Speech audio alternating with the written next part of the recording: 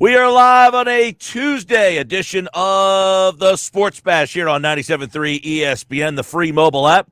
And if you're watching the show live streaming video on our YouTube channel, just search 973 ESPN on our YouTube platform and you can watch the show live. What's happening, everybody? I'm your host, Mike Gill. Josh Henning is producing today's show. You out there. Tuesday edition. Going to do it right today. Got a lot to dive into on a fun Tuesday show. Pete Thompson tonight for a Tuesday with Thompson. And if there's one thing the PT is passionate about and likes to give actual strong opinions about, it is the Philadelphia Flyers.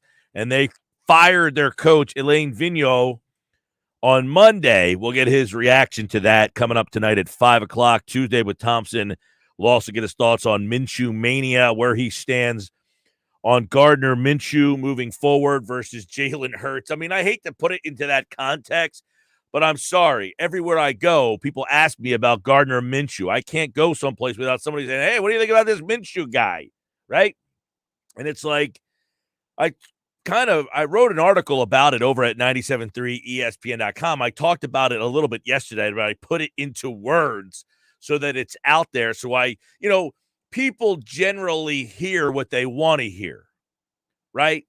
You could say something and be so spot on, but someone will question you. So I decided to write an article about it entitled Minshew Mania is a lot like the holiday season. And you can go read it over at 973ESPN.com. Minshew Mania comes around a couple times a year, and it's fun while it's there. But in reality, Minshew Mania doesn't happen enough. If it did happen enough, Gardner Minshew would be the quarterback of the Jacksonville Jaguars. He wouldn't have been at 3 different colleges, and then he wouldn't have been traded for a conditional 6th-round pick. But those are the facts, my friends. While Minshew was at some community college, he spent 2 years at East Carolina, hardly a football factory, before he found a gimmicky offense that would take him in Washington at Washington State. He was drafted in the 6th round by the Jacksonville Jaguars, and a bunch of injuries occurred out there, and Minshew took advantage of those injuries and took advantage of his opportunities. Minshew deserves a lot of credit for getting to this point of his career. Minshew burst on the scene with a bunch of really good performances for the Jacksonville Jaguars. 275 yards and 2 touchdowns, 374 yards and 2 touchdowns. Those are some of his biggest games his rookie season. 255 yards, 3 touchdowns. But you know how spread out those games were? His first game of 275 yards and 2 touchdowns was in week 1. The game with 374 yards and 2 touchdowns occurred in week 5. The game he had 279 yards and 3 touchdowns happened in week 8. He had 295 yards and 3 touchdowns, and that happened in week 16. There was a lot of things that happened in between there. So when we talk about Minshew Mania, it's something that we watch on the highlight show. The guy on TV or girl says, here's Minshew Mania.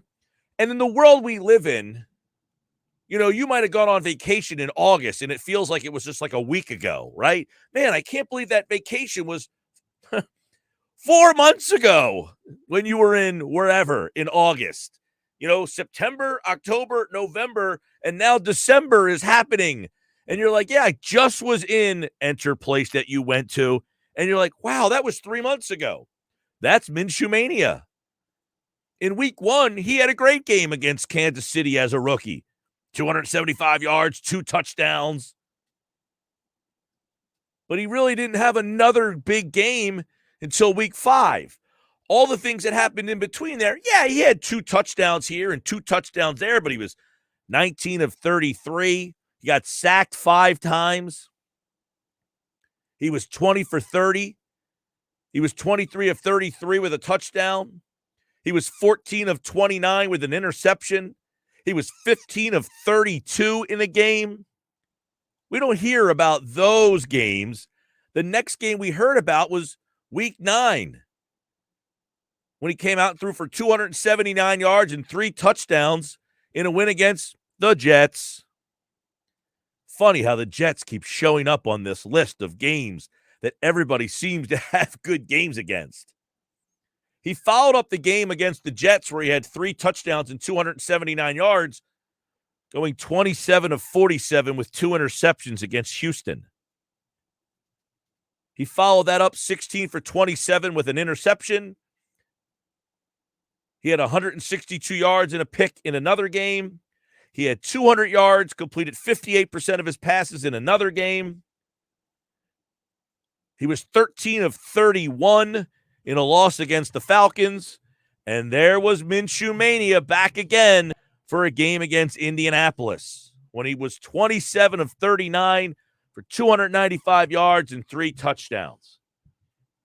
You see how Minshew Mania comes out every once in a while?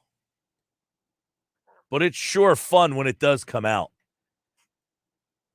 And because he has a mullet hairdo, a bomber jacket, a Fu Manchu mustache, when a guy like that plays well, the television stations love it. And they feature it. And they put it on your screen and say, man, people are going to really like this guy. Let's put this up there in the highlight package. Let's put it in the first block and get everybody all jazzed up about Minshew Mania. But as Eagles fans, we cannot get consumed by Minshew Mania. There's a bigger picture in front of us here. And while having the guy with a mustache and a mullet and a bomber jacket all sounds pretty cool, after a while, it just becomes another guy who's trying to be trendy. You know, you walk around town and you say, man, what the hell's that guy wearing over there? It's one of the problems we have in the society that we live in, is everybody is trying to be the trendiest guy in the room. And that's when we have people that just look like ridiculous. I get it. You're trying to be different. I commend you for having the outward personality that allows you to be different. But just being different to be different, all of a sudden we've created this monster of everybody trying to be different to the point we're almost unrecognizable. So while I commend Minshew and his look, which, quite frankly, I don't think I could pull off, maybe the Fu Manchu, but I think I would look ridiculous. I don't think I could grow a mullet-styled hairdo. My hair just wouldn't go that long. The bomber jacket isn't quite for me. But guess what? If I wore it, you might say, hey, look at that guy. He's a little different over there. Instead, I roll with my 3/4 zip on a daily basis and probably the same pair of pants I've been wearing for probably 10 years. I might not stand out in the crowd, but guess what? I have a lot more stability in my job than Gardner Minshew has had in his. Ryan Fitzpatrick is another example. His name is Ryan Fitzpatrick, but most of you always refer to him as Fitzmagic. And every once in a while, he comes out, and boy, oh boy, when Fitzmagic is on, Fitzmagic is on. But there's a reason he's been on 9 teams since 2005. And there's a reason. Now, you'll have to double check on this one. Fact check me. But I don't think Ryan Fitzpatrick has been to the playoffs. Not once. And if he has been on a playoff team, it may be as the backup, but never as Fitzmagic, the starter. So I caution all of the Eagles fans out there who keep texting and calling and telling me when I see them out and about, man, they got to play this Minshew guy. Don't let the highlight show overtake the reality of that Gardner Minshew has had a lot of games like the one that he had on Sunday. And by the way, that has been confirmed. Fitzpatrick has 0 playoff appearances. And Minshew has had games like the one he had on Sunday. Let me go to year 2, by the way, for Gardner Minshew. His first game of the season against Indianapolis last year, he was 19 of 20 with 3 touchdowns. It's a pretty good game. He completed 95% of his passes. He had a game where he threw for 350 yards and 2 touchdowns. He had a game where he threw for 300 yards and 2 touchdowns. He then had one where he threw and completed 50% of his passes for 173 yards. And another where he was 18 of 31 for 178. No Minshew magic every single week, everybody. But hey, it's fun to have it every once in a while. And that's why we start with this team. You know, we talk about the fact that all of a sudden, this team has a ton of positive vibes around them, not because they beat the Jets. This team is in the heat of the playoff mix. How many people thought they would be getting playoff football or meaningful December football? Seriously, ask yourself that question. How many people out there felt that there was going to be meaningful playoff games? Meaningful football games, I should say, in the month of December. I don't think there's too many people in the audience that were like, this team this year is going to be a lot of fun. It's going to be a team that come December you're going to want to pay attention to. I think if you're being real with yourself, you're probably saying, yeah, you're probably right there, Mike Gill. I didn't really have a lot of thoughts about this team this year. Not after the disaster of 4 wins last season. But here is what I would say about this team right now. Having a guy like Gardner Minshew tells me, and it should tell you, this is a smart organization. They're well run. As much as all the stuff we heard about all the disasters and this guy, and they don't like him, and Howie Roseman doesn't know what he's doing, the decision to get a guy like Gardner Minshew still in the end shows you what I believed all along. The Eagles are a well-run organization. Yeah, they make mistakes. Yes, they make mistakes. You can't be good every single season. It's just not realistic. But good teams make the decision to say, hey, what do good teams have? They have good backup quarterbacks. Because if we're going to be a good team, there's a good possibility that our quarterback 1 could get hurt and miss a game or 2. And if that happens, we need somebody to step in and be able to play and keep us in the playoff race. And that's what Gardner Minshew did. He did his job. He was brought in here to be a backup quarterback. The Eagles value the backup quarterback position, and they have maybe the best one in football. I don't know of a better backup quarterback than Gardner Minshew. Smart move by them. 5 of Gardner Minshew's 39 career touchdown passes are against the Jets. And in his 16 losses as an NFL starter, he's thrown 10 interceptions. He has 10 fumbles, and he's been sacked 42 times. He's never beaten the Texans. He's 0-2 against the Chargers as a starter. So there's a lot of things when you look at some bad teams. The Texans hasn't been able to beat them. He's beaten the Jets a handful of times, padded his stats against that team.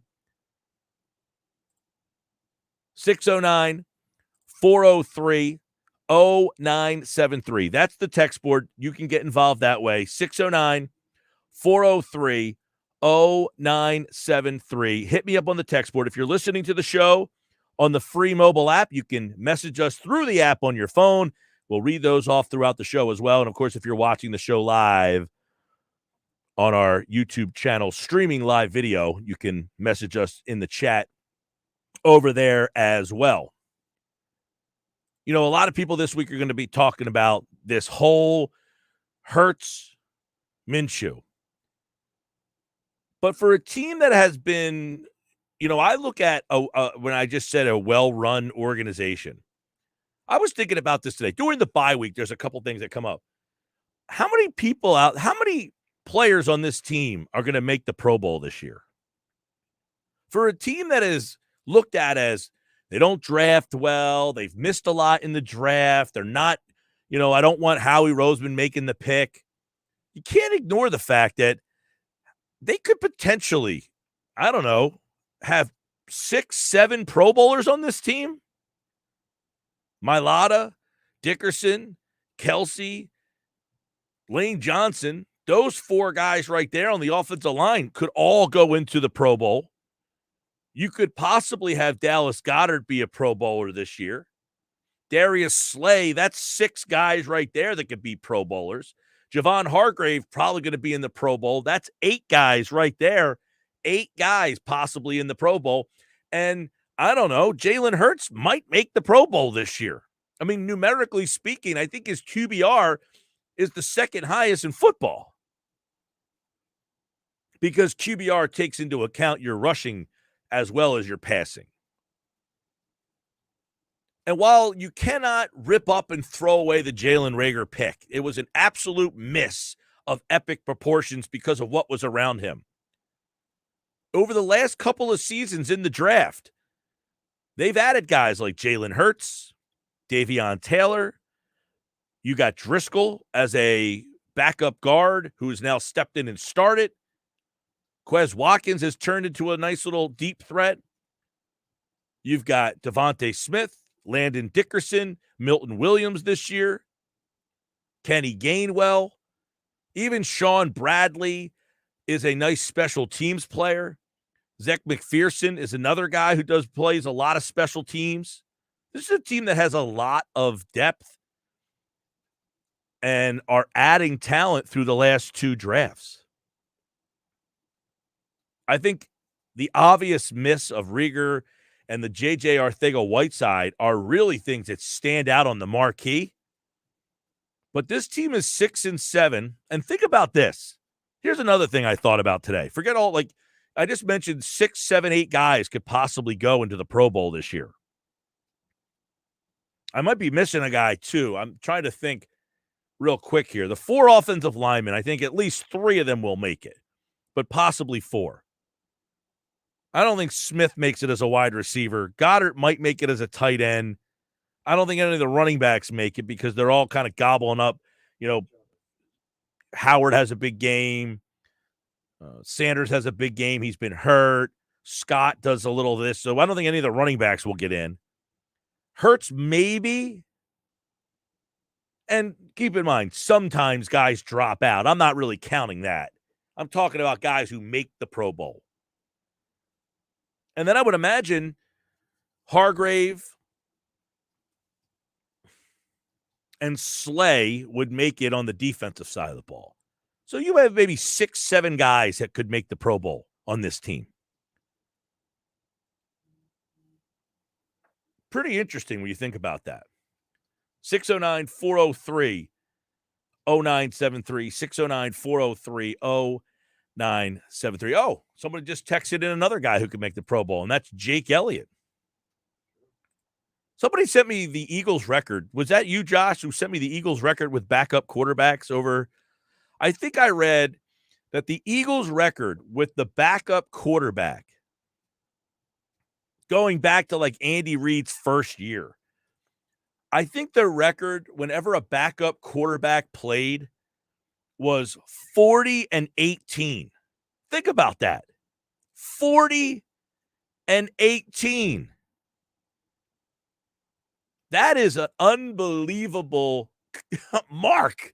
40 wins, 18 losses when your backup quarterback plays. Pretty crazy.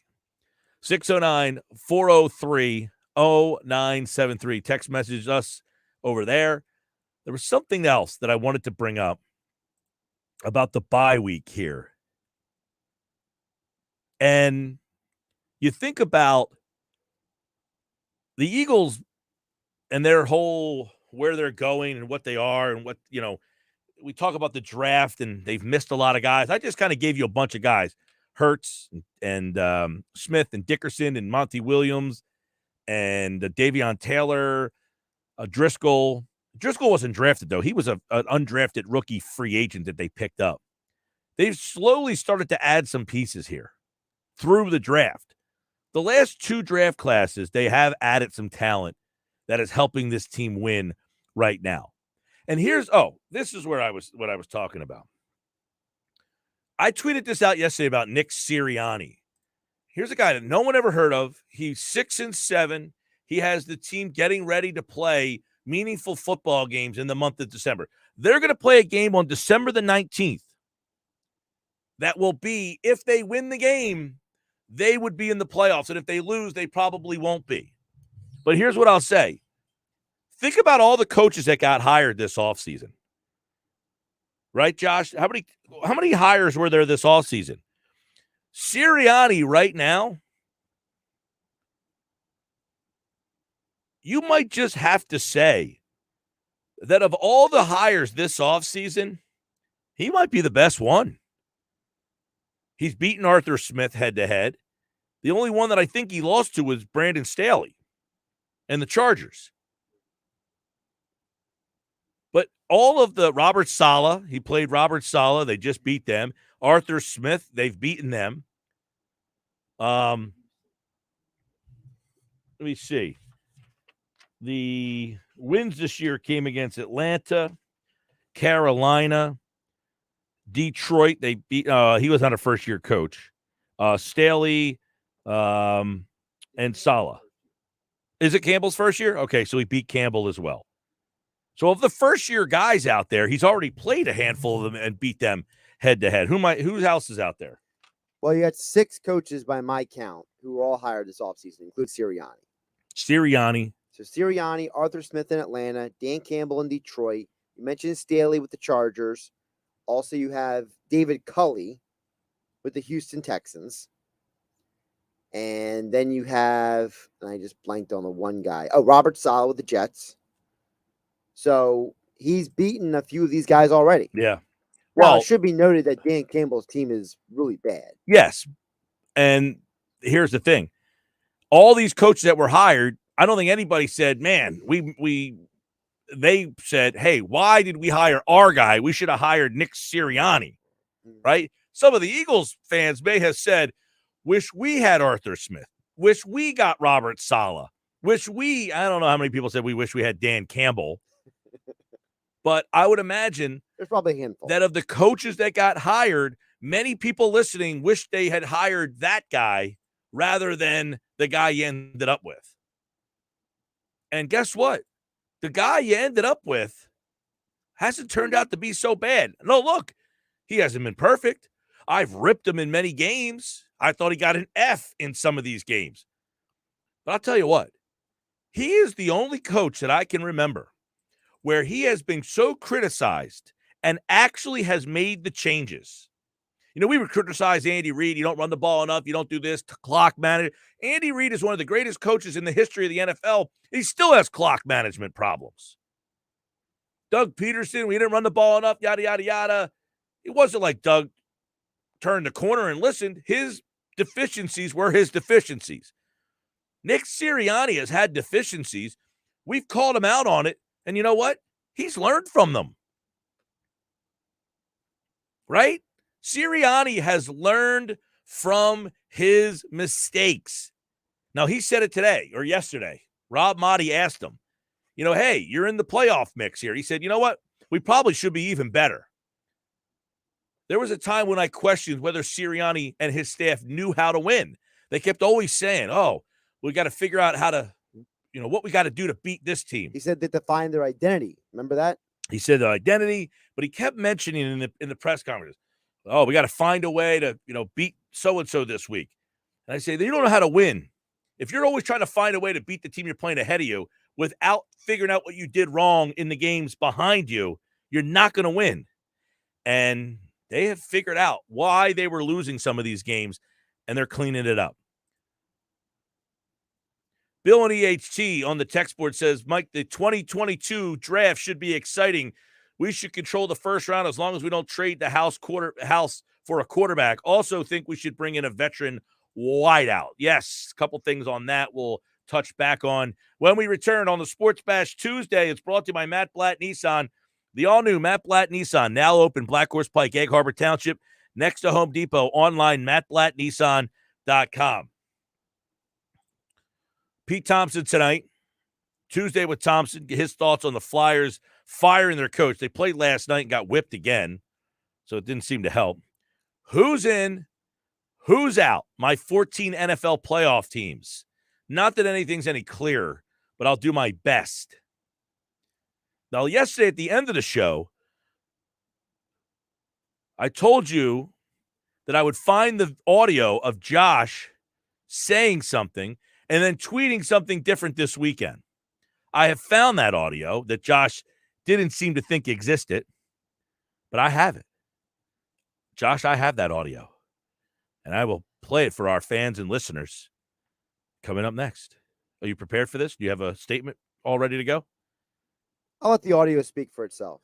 Ooh, bold statement there. All right, we'll play for you coming up. Don't go away. You're going to want to listen to this. I have the tweet, and then I have the audio. They don't match up. It's coming up next here on the Sports Bash Live, 97.3 ESPN.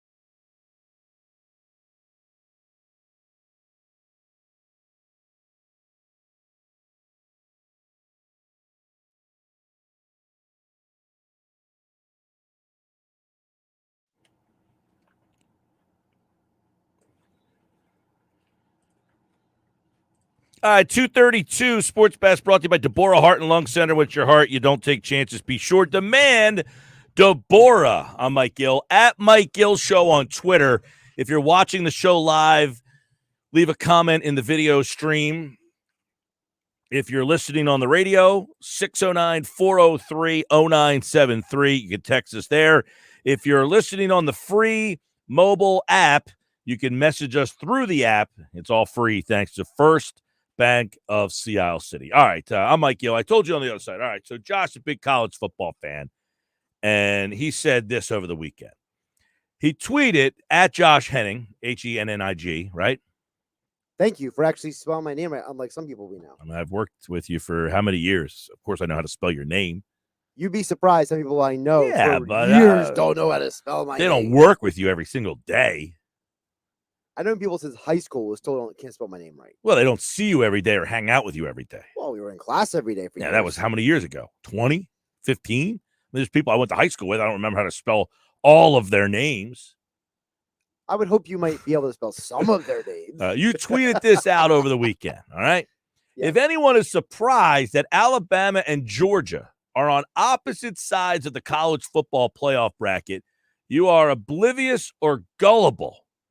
Alabama earned the one spot, yes, but the College Football Committee, in consistent rationalization, whose resume is stronger, is exasperating. Good loss still has value, in quotes, all right? So you were saying if anyone is surprised that Alabama and Georgia are on the opposite side of the bracket, are either oblivious or gullible. Now, I said, I remember having a conversation about this, to which you said that Michigan and Cincinnati would be the matchup in the first game because it has regional value. And I said, no. They would play the Bama-Georgia game in the championship game. And you disagreed with me. And now you're calling your own self oblivious and gullible.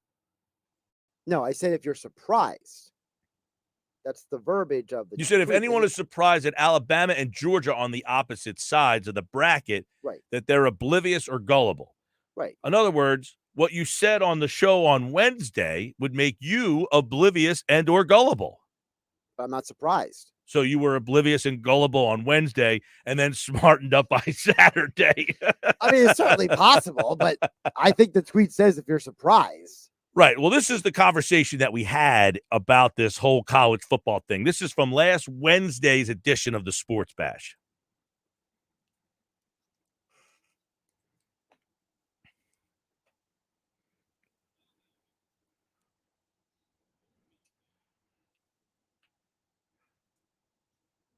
See, and there I was incorrect. I said that I thought Michigan would be number one, which I was a little surprised by.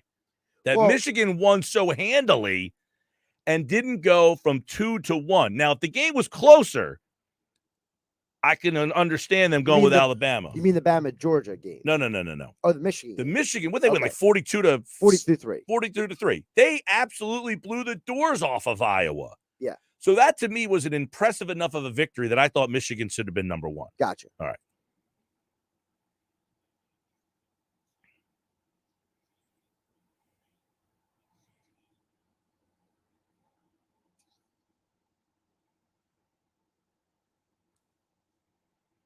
All right, so you said you want Michigan to play Cincinnati. Right, because that's going to be the better matchup.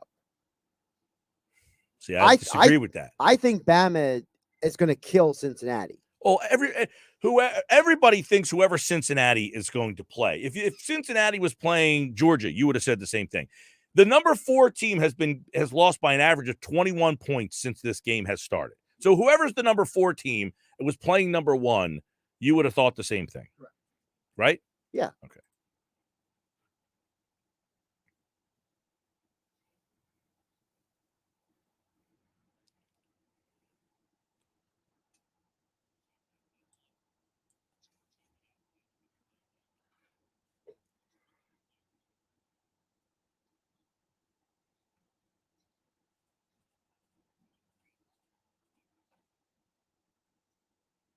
All right. So then you said, but we've already seen that game before.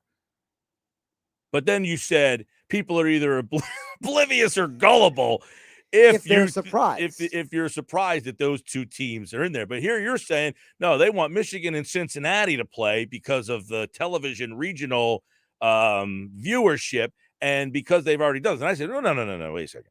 They want Alabama and Georgia to play in the championship game. That's the rematch that they want. That's the biggest game. It's the SEC. They want those two teams. They're the biggest college football draws, right? The SEC in general, yes.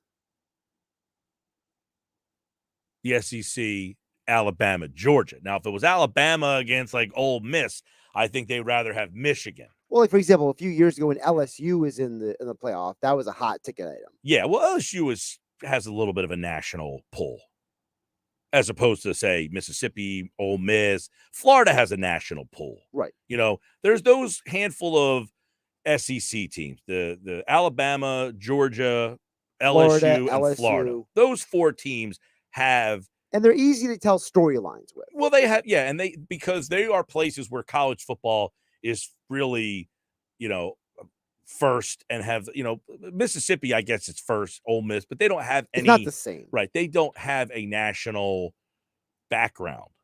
Like if anybody knows Texas A&M, they only know it because of Jimbo Fisher's there, not because they Johnny Manziel. But that was what Johnny Manziel is Minshew magic. Minshew mania. You're mixing Fitzmagic yeah, and Minshew. Right. Why wasn't it Minshew? You've compared Minshew and Fitzpatrick so many times you're mixing it magic. Right. So when I told you over the weekend, yeah. So you tweeted that out, and then I responded that I have the audio of you contradicting yourself. You told me that I couldn't prove it. And then yesterday, you were frantically asking me, well, what day was this? What day did we have this conversation? And I said, it doesn't matter what day it was. I know what occurred, and I will find it. It didn't matter if the conversation was on Monday, Tuesday, Wednesday, Thursday, or Friday. I got a steel trap up here, brother. And if we have a conversation about something, I'm going to remember it. Remember, I'm the fact checker here. People just let you get away with all this stuff. No. That's not the way this brain works. I knew that I heard that conversation somewhere. I knew I was in the conversation where you said, oh, they want those two teams to play in the first round. And then you tweeted over the weekend calling people oblivious. And what was the other word? I have to look at the tweet again. I know I specifically said if people are surprised. Oblivious or gullible. If they're surprised by this. If they were surprised. But it sounded as if that you were surprised because you were saying that they would rather have that game played in the first game because that Michigan and Cincinnati would be the matchup that they want. I said, why the hell would they want Georgia and Alabama to play again in the first round? I keep calling it the first round. It's really the semifinals. I know the first round, and then there's the second game. I'm sure me and everybody listening knows what you meant. Yeah. I mean, if somebody wants to nitpick you, that's just them being nitpickers. Yeah. See what else this conversation had to say.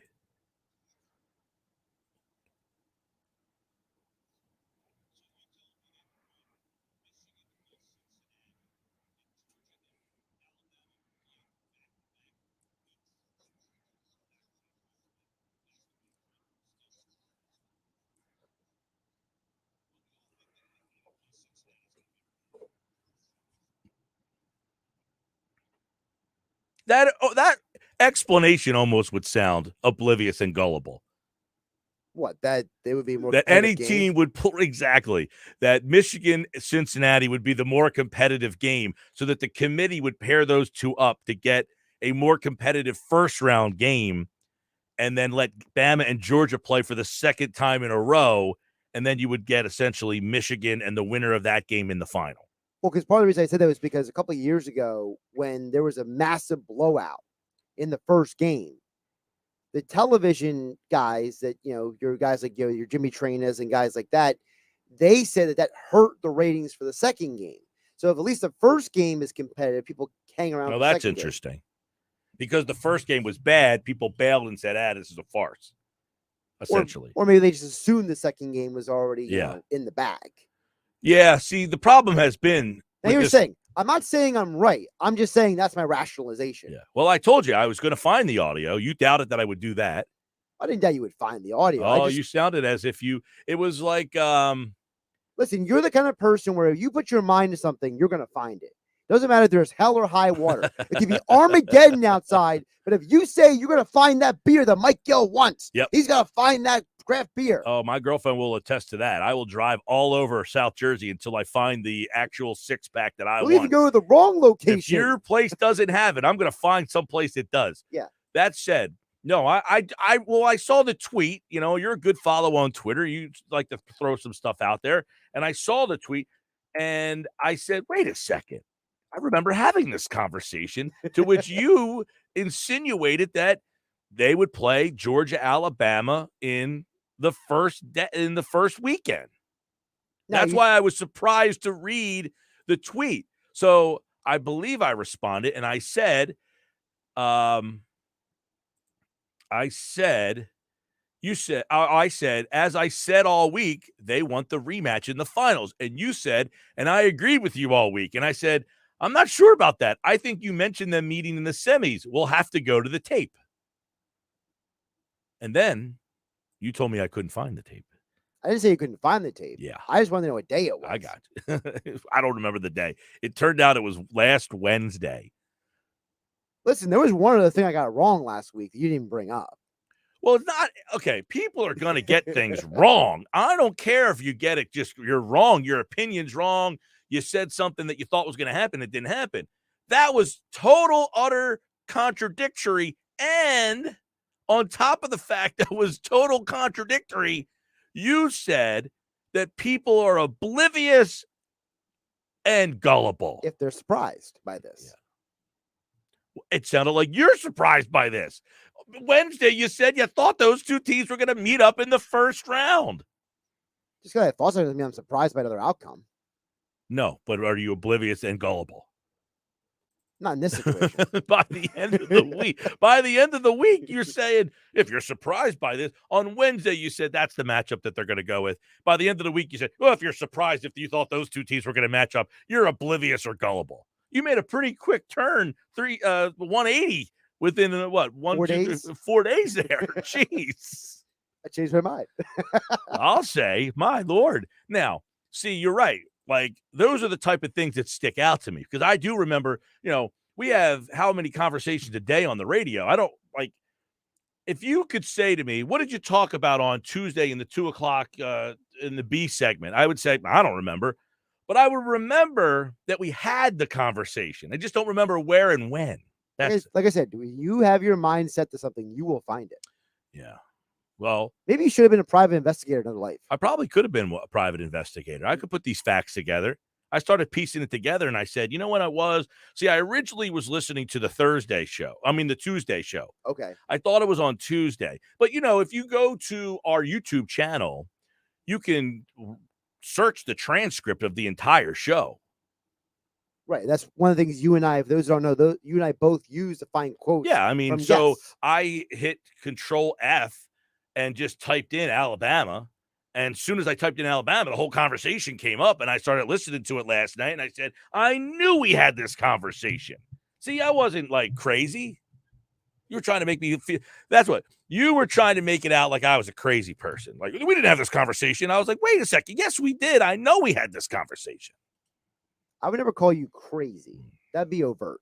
All right. Sports Bash is live on 97.3. So what did you think of the rankings? I mean, once Alabama kicked Georgia's face into the dirt. But what about Michigan beating Iowa so handily? It's a better win, though. The committee's rationalization is that Alabama has the best win on the season. That's their rationalization. I mean, Michigan beat your team that was number 2 the week before, and they blew them out and then beat Iowa. I mean, it wasn't even close. And that was the game that I got wrong and said I thought Iowa was a game to bet, because I thought being in a different environment, coming off the biggest win of the year, that they would have a letdown. I just thought Iowa couldn't score. That was evident. Well, that's the thing. It's like, I thought Iowa couldn't score. I thought that meant they scored like 10 points. My God, I mean? They were dreadful. It was so bad. I was actually out somewhere, and this guy, he must have money on Iowa. He was losing his mind on Saturday night. Feel bad for those people. Yeah. Oh my goodness. Alabama was the bet of the year. That was the easiest money. And then you went right back and said, I like Iowa. And I was like, man, that didn't work out so well. We're back with more Sports Bash live on 97.3 ESPN.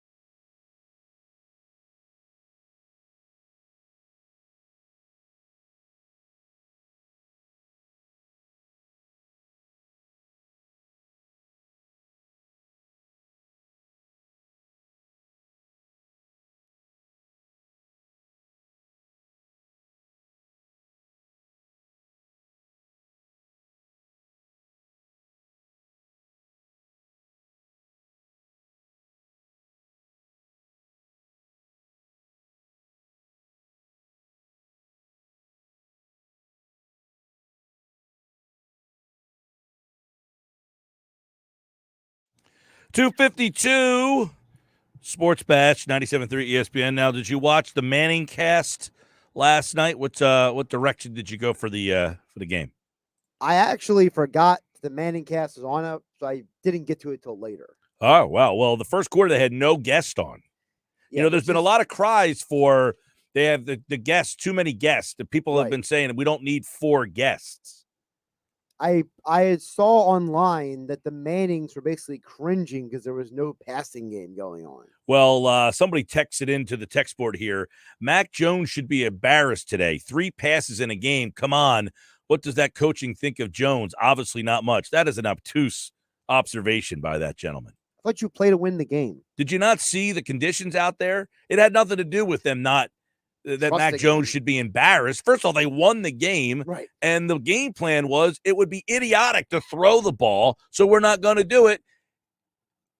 Put it this way. If Buffalo was stopping the run, which they were not doing, if you didn't notice there, Dan from EHT, I don't know what game Dan from EHT watched. Well, Dan and EHT constantly had this argument back and forth on my show about quarterbacks. Well, Mac Jones is a hell of a quarterback. Well, that game Dan's last night has nothing to do with what they think of him as a quarterback.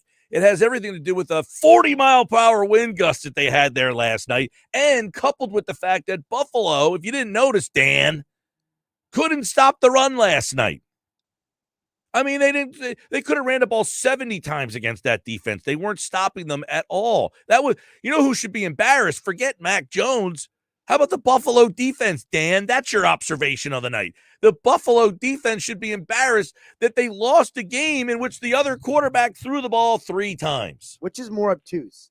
Dan's comment or the reporter who asked the Buffalo players after the game? No, that was a fine question. Are you guys embarrassed? That was a fine question. You got run over. Put it this way.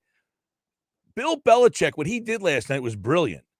Mac Jones shouldn't be embarrassed or doesn't tell you what they think of him. It was an entire football game where his quarterback didn't have to get touched, didn't have to have any possibility of getting injured. All he had to do was turn around and hand it off. That was a brilliant game there, Dan. As the son of a service academy coach, Belichick was in his element last night. He was more than happy to run the ball all night long. Guess what? God bless him. If my team and the Eagles have done this, could run the ball 50 times a game to win, do it every single week. Why get my quarterback the possibility of him getting hurt? If the other team can't stop you, I don't need my quarterback to drop back and get sacked, hit, throw an interception, fumble, any of that stuff. That comment by Dan is the worst of the year.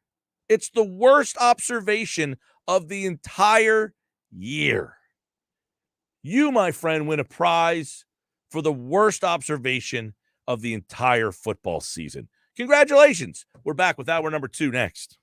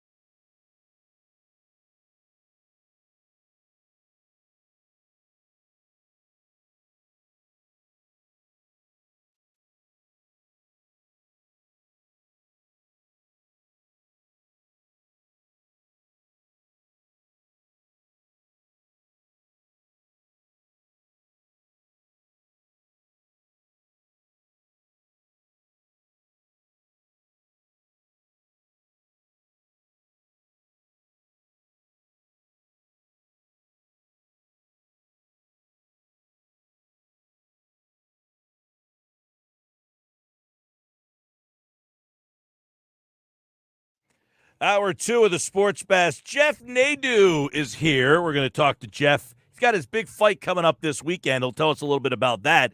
As a couple text messages coming in, I will read off to you before Jeff gets here.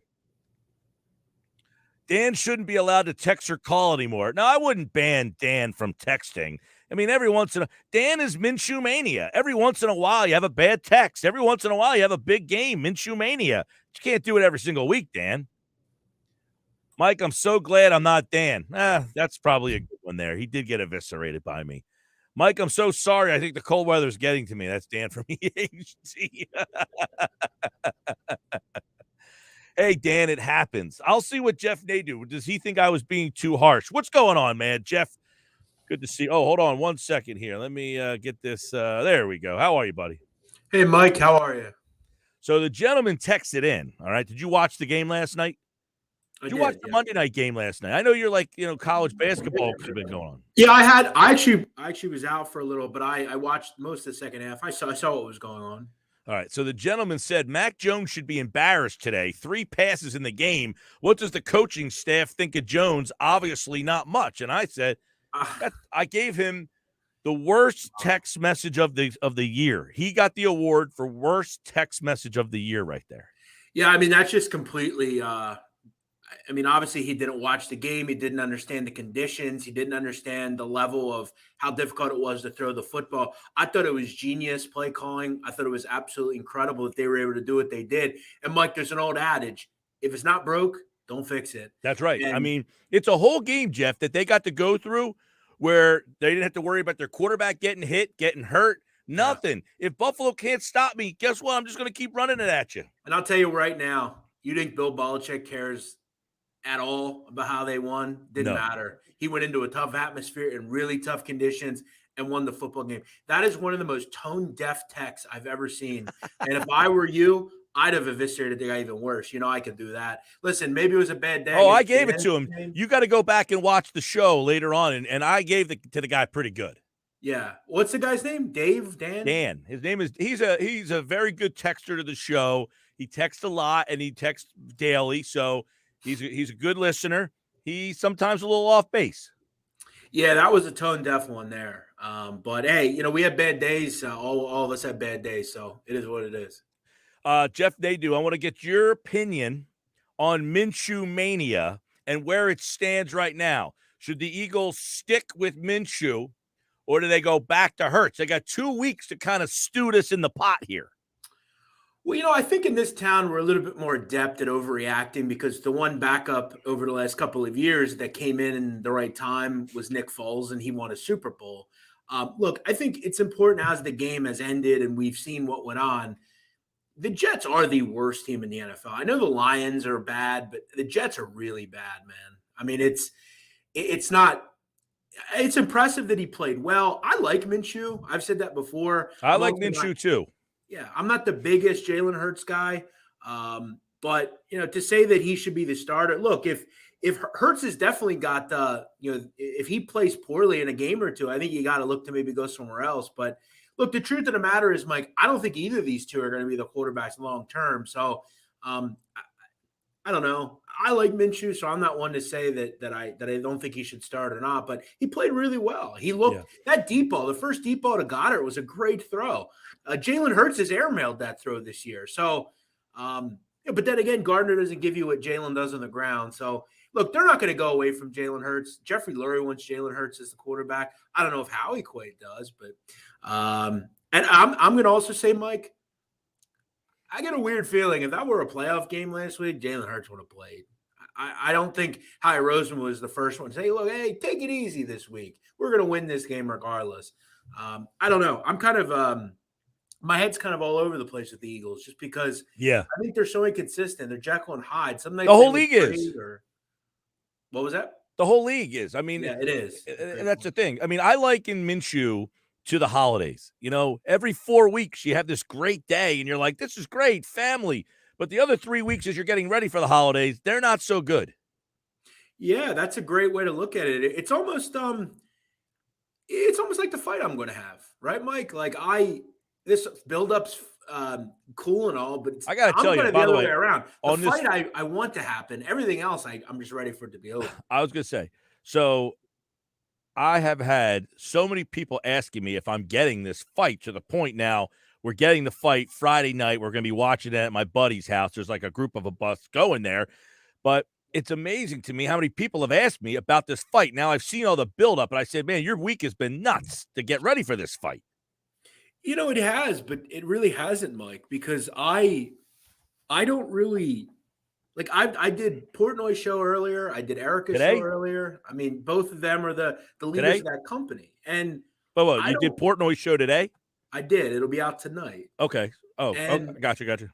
for me, like I think the whole thing for me would be when I get there and we actually have to fight. All this like lead up and stuff. Like I don't care much about that.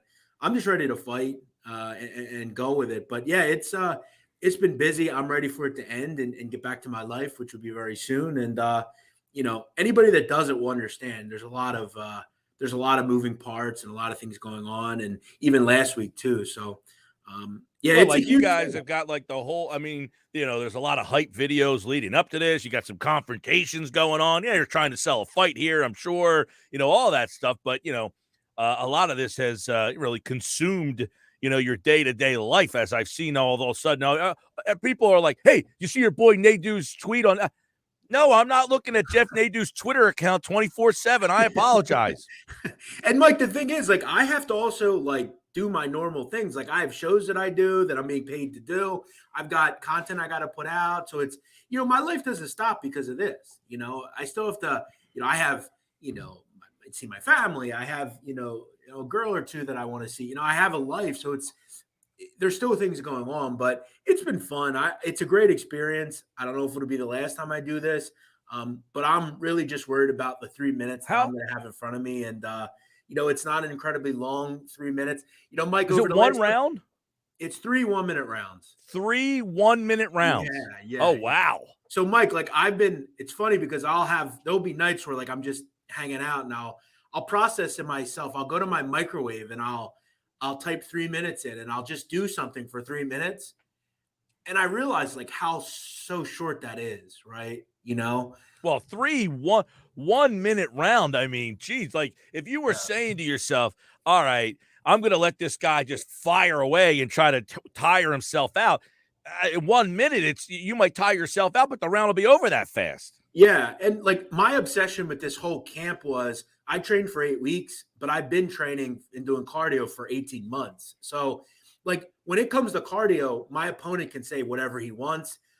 My cardio is better than his. If we were getting paid on cardio, I'd be there and like I could do 10 rounds. Well, in a 1-minute round situation, that might not matter. No, but again, I'm going to tell you right now because a lot of people don't realize this.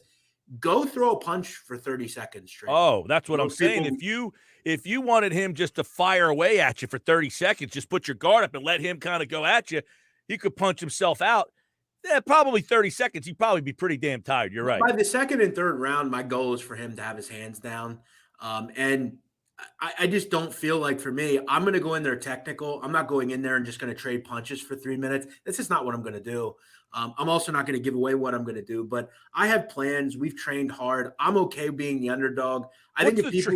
What's the training been like? What are you doing? What are you like getting up? How many days a week you doing this? Yeah, so we've been training 4 days a week for 7 weeks now. I actually work out 7 days a week, though. Personally, even when I'm not at the gym. And there have even been days where I'll go to the gym at like 11 a.m. and at 5 o'clock I'm out running more. So, and I spend so much time on just my nutrition at this point, and what to eat, what not to eat, getting the right amount of sleep. Mike, this is crazy. I went and watched a mass for the first time in a while. I wanted to clear my head a little bit. It's kind of weird, I guess you could say, but I want to be at peace with everything I'm doing and feel good. And I feel great. My confidence is high. We did a lot of footwork and stuff. I did a lot of drills, Mike, that a running back would do, a quarterback would do, ladders, things of that nature, suicides. I did a lot of sparring, hitting bags, when I went into the gym, people don't realize how hard it is to hit somebody, regardless of their talent level. With all the things, you can't magnify this event, but I feel like we trained well enough. I've got hit in the face. I've got hit in the lip. You know, luckily we're fighting 16-ounce gloves, and I'm not fighting Conor McGregor here, as far as I know. So I think we'll be okay. I think As far as I know. for the 3 minutes, I think we'll be fine. And really, it doesn't matter how I win. People are talking about knockouts and guarantees. I don't do any of that crap. I just want to win and have my hand raised and get home. That's all I care about. All right, so that's Friday night, Rough and Rowdy. It's where can you purchase this if anybody in the listening audience wants to see Jeff fight? Yeah, so it's not just my fight either, Mike. There are 20 fights that night. It starts at 8:00. There'll be midgets fighting. There'll be women fighting. There's a guy about 600 pounds that's fighting. You can buy it at buyrnr.com, buyrnr.com. It's going to be quite the expose down in Charleston, West Virginia. It'll be a raucous place. I told everyone and anyone, nobody comes in and, I don't want any of the nonsense. Leave me alone for 2 hours before, and I'll be ready to go. And so you're going to West Virginia tomorrow. When are you going to the WVU game? Yeah, so you know what, Mike? We actually made a decision. The only thing I'm worried about throughout all this preparation is the good old coronavirus, Mike. And I'm trying to avoid, unnecessary things. We're going to go Wednesday, but we're not going to go to the game. We decided against it. I just can't risk it. I could get it. I probably won't, but I'm just going to try to mask up and stay away from reasonable. people. It's a reasonable thing. Yeah, this isn't like a little thing. This is a big event for me. So, I'm trying to stay as safe as possible. Right. And you are getting paid for the fight pretty handsomely. Yes, and I don't want to affect that. So I again, I could get it, walk it over and 20 minutes before we fight. I'm just going to try to minimize as much as I can. All right, so that's Friday. It's Friday night, right? Yes, sir. Friday, December 10th. I fight. I'll probably fight, later, 10:30 at night, probably. Gotcha. And Mike, it's so interesting because all the stuff we put into this whole, the event they put on, and it's over so quickly, And I'm surprised. I didn't realize it was 3 1-minute rounds. Usually it's like 3 3-minute rounds for these, amateur fights. Yeah, it's not as intense as I guess some of the other amateur fighting. I wouldn't even call it amateur. It's I don't know. I'm not a celebrity, but it's like J-list celebrity boxing. All right, so we got a lot. We got that going on Friday night for the people out there who want to support and check Jeff out. He's fighting. What's the guy's name? Jersey Jerry, but Jerry. But he's not part of our Jersey, Mike. We're South Jersey. We're everything like Trenton and below. He's from way up north. North Jersey. It's two different jerseys. You're the real Jersey, Mike, not where he's from. That's right. Jersey Jerry. South Jersey, baby. That's Shout right. out to South Jersey. All right. Well, that's Jeff Nadeau, Jersey Jerry, and that's Friday night, Rough and Rowdy. What's your prediction, Mike? I don't really know the other gentleman all that much. What are we looking at here in size? So I'm 32. He's 27. He's a little younger. I'm 5'8". He's 5'5". 5'5". Whoa, geez. I'm 220. He's 185. I mean, that's about it. My buddy just texted me. If you've never seen Rough and Rowdy, you're in for a treat. You are. Yeah, it's quite fun. Quite fun. So you got about this. I mean, you're a little taller. He's younger. He's got you by about 10, 15 pounds, or you got him by about 10, 15 pounds. I don't know. Does he have any boxing, any fighting in his background? Man, not that I know of. We actually have to sign that we're not fighters of any kind. He may have gotten in a street scrap or something. I can't call that. But as you said, I mean, it's such a short time that it's really just for 3 minutes. You have a good time, see what you can do. The goal for me, Mike, it's a win and to get out of there with minimal damage. It sounds to me, and I'm not putting words in your mouth, that you're going for a judge's decision here. I'm not going to predict anything. My goal is to win, and I will win. That's all that matters to me. Are there judges, or are the judges biased? Are they barstool judges? They're West Virginia Athletic Commission judges. Oh, really? It's a sanctioned thing. Yeah, there's a ref. All that stuff. Right. We got to do this down in Atlantic City one of these days. Get Portnoy on the phone with me. Mike, I will. Let's just say that there's been talk about another fight with me and someone else, which will be quite the event. It'll be 10 times this event. Maybe we could do it at the old Boardwalk Hall or something. That would be quite incredible, wouldn't it? Portnoy, yes, it would. Portnoy went to my buddy's pizza joint and didn't give him the best review in the world. Now, what pizza was that? Tony's Baltimore Grill. Oh, Baltimore Grill. I love Tony's, actually. Now, I went there the other day and got 4 pies, and I took a bite of the pie, and I said, how did this guy bite this pie and give it the number that he did? I can't understand it.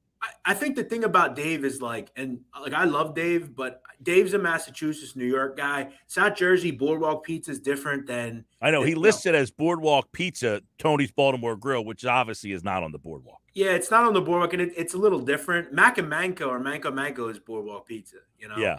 Now, I like Tony's personally. He did do – I'm a big fan of Tony's. He did do a review of the entire Wooster Street up in Connecticut, which, I've been up that way, and I thought he did a good job on those reviews. He was pretty good on those. I believe the best score he's ever given was John Zableeker, and I will tell you right now, I had John Zableeker last Monday night. I've been there. I've eaten a lot of pizza. It is the best pizza I've had. Well, he did Sally's in New Haven. Sally's of Beats. Yeah. Yes, Sally's of Beats, and he also up the street is I'm blanking. New Haven's really good for pizza, actually. Well, he said that he believes New Haven might be the pizza capital of the United States. Well, Mike, as one other local tie, he gave Angelo's on 10th Street in South Philly. He gave Angelo's a really high score. That's a really terrific pizza. Well, on our website, if you read some of our stories, you'll see every single one of the reviews that he's given in the state of New Jersey. Yeah. Right? So he's done it. There's a place right up the street from us here, like literally across the street from my studio. He went there and did that one. He's done a lot of the Boardwalk, like Wildwood, Sea Isle, but I thought he was unfair to Tony's Baltimore Grill. Yeah, I thought so as well. It was literally the lowest score I've ever seen him give, and it wasn't even close. Yeah. I think he gave it like a 4. Really? Was that? Yeah. Wow. Yeah, that's really low. I give it. I think it's quite good, frankly, but South Jersey pizza is a little different than where they're from. Yeah, well, he said in the New Haven one that he really likes the brick oven style of pizza. So that New Haven area, that's what they're really known for up there. Right. Where did I go when I was in New Haven? It's like the oldest pizza joint. I can't remember. Yeah, I mean, I've never been to New Haven. I heard it's very good. But Mike, you gotta tell yourself this: it's hard to make a bad pizza. I mean, I know you got these chains and stuff. You would think it's hard to make a bad pizza, but I've had them. I mean, I've had some like places. Around you. Yeah, there's a couple places. I mean, they're just making a pizza. There's a place at Ocean City. I'm not going to name it because I don't want to hurt their feelings, but there's a really horrific pizza place in Ocean City. Really bad. Oh, I mean, I went to a place the other day. My girlfriend and I, she says, oh, let's go to this place. We went there, and we got the pizza. I said, oh, Frank Pepe's, by the way, is where I was. Oh, okay. Yeah, I've heard of that. Frank Pepe's. He gave that like an 8-something. Sally's, I think it was a little higher. They were all in that 8 range, 8.2, 8.5, 8.7, somewhere in there. But anyway, so we went to this place. I said, this is the worst pizza I've ever had. Yeah. And it's hard to say that. Like, pizza's pizza. I said, no, this is the worst slice of pizza that I've ever had. If you go to a pizzeria and it's like dollar slices, the pizza's not going to be good because it's made crappy. One other pizza place, if you're ever in Brooklyn, DeFara, it's very good. Probably the best pizza in Brooklyn and the best in New York outside of John's, a Bleecker. You got to go. When you're in Baltimore, you got to go to Isabella's Pizza. Okay. I'm telling you. I actually like Baltimore. Baltimore's one of my favorites. Isabella's is in Little Italy. Yeah. It's one of the best pizzas I've ever had in my life. We actually drove. My girlfriend is from the Syracuse area, so she's a Syracuse. I'm West Virginia. They played each other in the bowl game 3 years ago, I guess it was. Oh, and you went down that way. We drove down just to watch the game in a Baltimore bar that we like. Watched the game, slept overnight, woke up, went to Isabella's, brought 2 pizzas back to Jersey with us.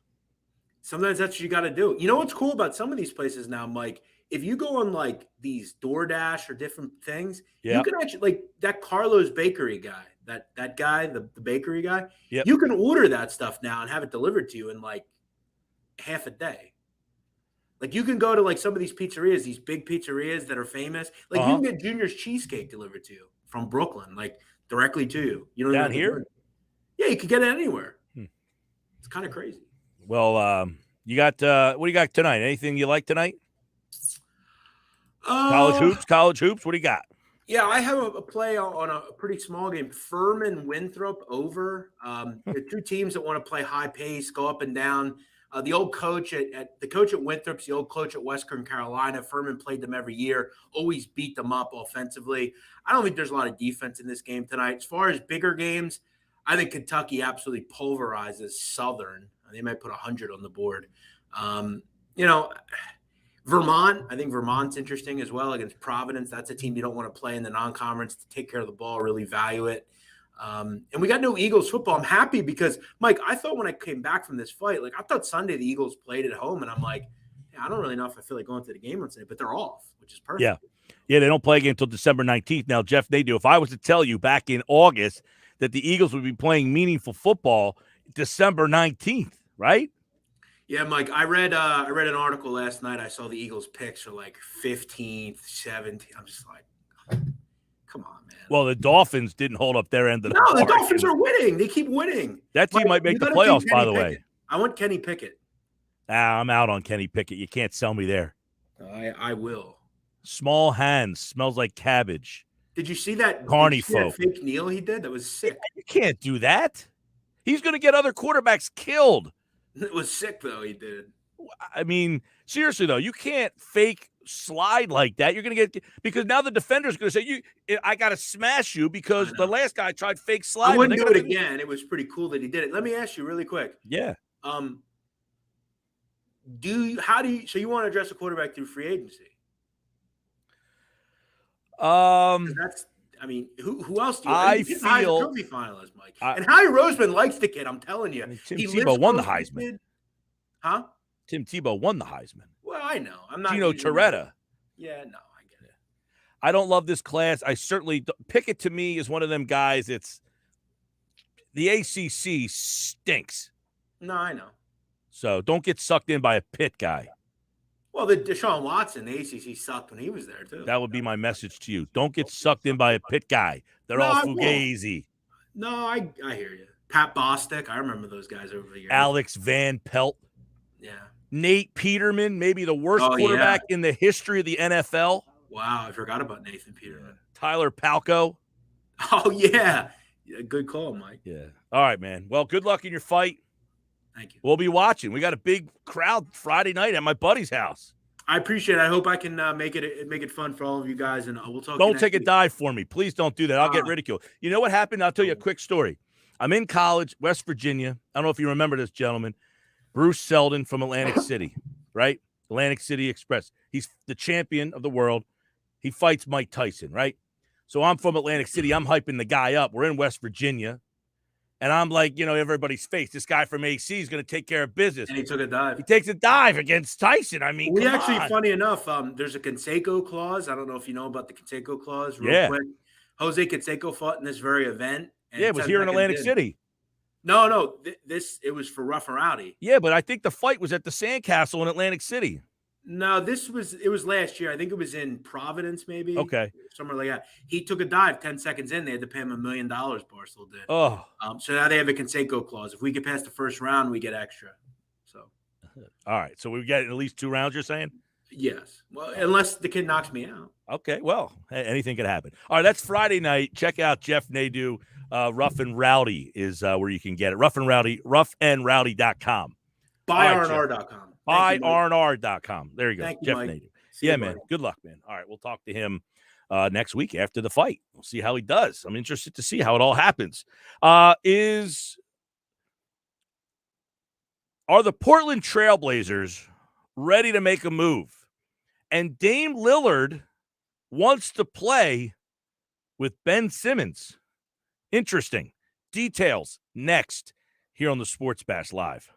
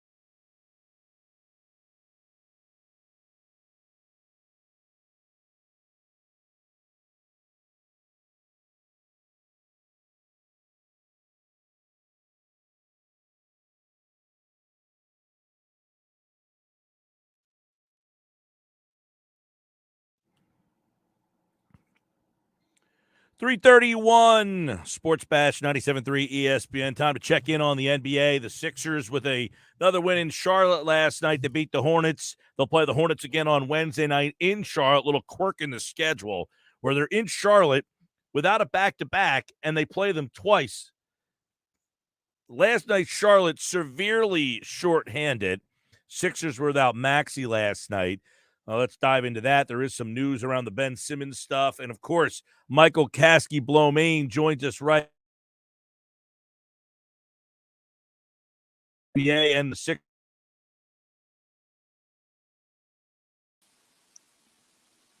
What's up, man? What's up, Mike? How you doing? All is well. Nice win for the Sixers last night, although they had a really scratch and claw against a very, very shorthanded Charlotte team. So I guess, no Maxey in the game last night, but I guess, what's becoming more and more obvious is that this team is still very shorthanded. Yeah, I think especially in the area that they've been shorthanded, in recent years, Mike, in terms of players around the perimeter that are capable of creating their own shot. Joel Embiid shouldn't have to play 41 minutes and put up a monster 43-point, 15 rebound game for the Sixers to beat a Hornets team, like you said, on the lead, and that is without 5 key rotation players. So to me, it was one of those games. They got to win, but it wasn't one where you walk away feeling very good about the way the team played or the victory. Yeah, I know Joel played a monster game last night. He had 42 points and 15 rebounds or something to that extent. I mean, so obviously he's holding up his end of the bargain here, but, no Maxey, so you had to kind of go through him. But he said afterwards that he's not even close to 100%. So you're hoping to see a more and more improved Embiid and just this as dominating. But, at this point, we're at December the 7th. Where is your thoughts on what Daryl Morey's thinking at this stage with his roster? I think you're starting to see it today, Mike, in terms of some of the reports that have come out just since this morning in terms of teams looking to make major shakeups, whether it be, the Indiana Pacers who are looking for a rebuild now. Reportedly, there's obviously some friction within the Trailblazers. They just fired their GM. There's some uncertainty there moving forward. So I think this is honestly all going pretty much according to the plan that Daryl Morey had, somewhat laid out to himself and to the rest of the front office and somewhat to media members when he's spoken to us since then, mainly saying that he's been in no rush to upgrade the roster via a Ben Simmons trade, specifically because he's been waiting for, this point in the season where teams hit a, the quarter mark where they're not clearly where they wanted to be, where some players aren't happy with their roles.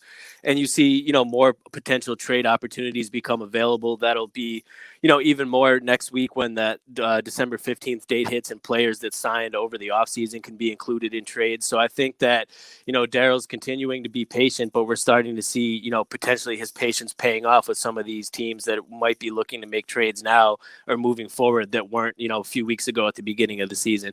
All right, let's look at it a little bit at that because the Portland thing obviously is at the top of the list. Their GM, Neil O'Shea, has been fired, so they're basically starting from scratch here. There was a report in The Athletic a couple days ago, and when those Athletic reports come out, that typically tells me that Rich Paul is getting itched to tell somebody something. But he's suggesting, or somebody's suggesting, that Dame Lillard wants to play with Ben Simmons. So we know Dame has a loud enough voice. Could this move that franchise to pick up the phone? It's really tough, Mike, because there's been so many different reports coming out. There was a report from Shams Charania yesterday of The Athletic that the Blazers probably aren't going to be likely to make a move in the near future, given the uncertainty at the GM position. There was a report that said he was also interested in playing with other, solid perimeter defenders like an Aaron Gordon, like a Ben Simmons, obviously. But I don't think this really moves the needle too much at this point in time. Obviously, if things get to a head more where Dame gets to the point where he wants a trade to be presented and make one happen, I think at that point we'll see obviously some talks between the two. But, according to a source I talked to within the organization this morning, there's been no talks between the Sixers and the Blazers for the past several weeks. CJ McCollum, obviously, for Ben Simmons is a complete non-starter for the franchise. So I think they're kind of just in wait-and-see mode right now to see, how this situation in Portland progresses. And if it gets to a point where, the Blazers could potentially be looking to move Lillard prior to February's trade deadline. But at this point right now, I think it's all just kind of simmering. Right. So, I mean, the conversation around Lillard and Simmons isn't necessarily the possibility. It seems that it would be McCollum to pair Simmons up with Lillard in Portland, because it sounds like Lillard says, hey, I'm looking at what's going on in Golden State. I love the two-man game they've got over there with Seth Curry and Draymond Green. I need my version of that. Yeah, exactly, Mike. That's definitely what it seems like. I think obviously, what Portland's been doing over the past several years hasn't worked in terms of taking them deep enough into postseason contention. I think Dame's at that point now where, he wants to see some changes, and a guy like Simmons would completely shake up, what they've been doing. A team that obviously hasn't been great on the defensive end. CJ McCollum and Dame are, very similar players in the backcourt. I think bringing in Simmons would completely shake things up. But, like I said, there's just a lot of uncertainty in Portland. There's a report, another one that came out today, that Dame's looking for a huge contract extension over the summer that would make him the highest paid player in the league. And that's potentially part of him wanting to stay in Portland or not. And then that, the question would come up if a team trading for him would be willing to give him that extension. So I think we'll see, a lot more of these reports and things get a lot clearer in the next few weeks in terms of, what Portland's plan is moving forward. Yeah, and keep in mind, Portland doesn't have a GM currently. I mean, they have an interim guy, but are they going to let the interim guy pull the trigger on a deal of this magnitude? Right. I don't think so. And I think that's why there is so much uncertainty in terms of what they're going to do, who they're going to bring in. There's, potentially the guys that come in might be more open to moving Lillard than, Neil O'Shea was during his time with the team. And I think that, it could be a situation where if a new guy comes in and thinks that moving Lillard is the best option to kind of reset the franchise, then, maybe that's something that will happen. All right. So Michael Caskey-Blomain, CBS Sports, is with us. With where this season has landed right now, do you think that Daryl Morey would be more inclined to say, you know what, I've seen 25 games, maybe CJ McCollum would help us out? No, I really don't, Mike. Like I said earlier, I talked directly to a source with the Sixers this morning that said that McCollum is just a non-starter for the Sixers in terms of a potential return for Simmons. There's been no talks between those two teams. I think they're just holding out still for a potential, something to shake out with Lillard. But the way it stands now, I mean, things could change. But Daryl's still holding the, a really high asking price. And from what I've been told, McCollum does not meet the threshold of a return that he's looking for. Huh. All right. So December 15th, we know, is a kind of a key day because people who signed in the offseason, as you mentioned, they can then be traded as well. Are there any guys that are on that list that maybe Morey is waiting for? I don't know if it's so much as specific names on the list, Mike, and it's just as much as guys that can be included in packages and 3-team trades of things of that nature. Obviously, the list of players that the Sixers want is still big name guys, Dame Lillard, Brad Beal, potentially De'Aaron Fox in Sacramento, guys along that nature. I think that the players that will become available on the 15th, if anything, could help to facilitate a deal in terms of salary, given, the sheer size of Ben Simmons' contract for the next 4 years moving forward. It's not super easy to find a partner with that, especially when some of the players on a roster can't even be included in contract in trades. So right. I think that instead of a particular player that might become available, I think it will just be a situation where potential trade can become more fluid or more likely when there's more players on the board that can be moved around. Right. I mean, obviously, you're looking at where the Sixers are. They've won a couple of games in a row, but they're really going, blow for blow with a team that's down 5 guys. I mean, they had a nice road win against, I thought, the Hawks the other night. They're up to the number 7 spot in the playoffs. But I would got to imagine that Morey is very conflicted on what to do here. I mean, does he just let Simmons sit there and rot? Does he take whatever the best offer is? I doubt that happens. Or did he just sit and wait for the best possible deal? I mean, he's got so many different avenues, but where this team is right now, he's got to be saying, how do I improve this team? And if I can't trade Ben Simmons, Michael, how do I improve this team if there's not a Simmons deal for me? Yeah, it's definitely a tough situation he's in, Mike. They don't want to trade Ben for nothing, but I do think that, once, there's still a couple months until that trade deadline hits, but as that grows closer, I think at that point there's, the fire is going to be really hot for the Sixers to make a move. Obviously, until then, I don't think there'll be anything forced. But, at that point, if you're not going to trade Ben prior to the trade deadline, you're basically, punting on a year of Joel Embiid's prime, not getting him the help when he's out there, like you just said, needing to put up 40 plus against a depleted Hornets team when the rest of the team around him, is just quite frankly not getting the job done.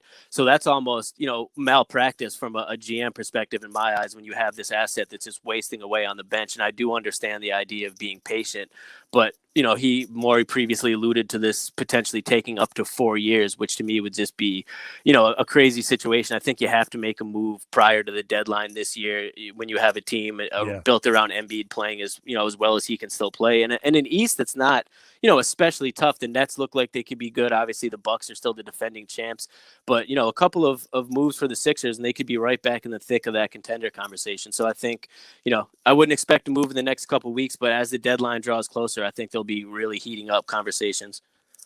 The possibility of moving somebody else, is that something that the Sixers can look into? I mean, is Tobias Harris a guy that Morey changes the phone calls and says, look, I got Tobias Harris. Is he the guy, or is there somebody else, or is moving somebody else not a strong possibility?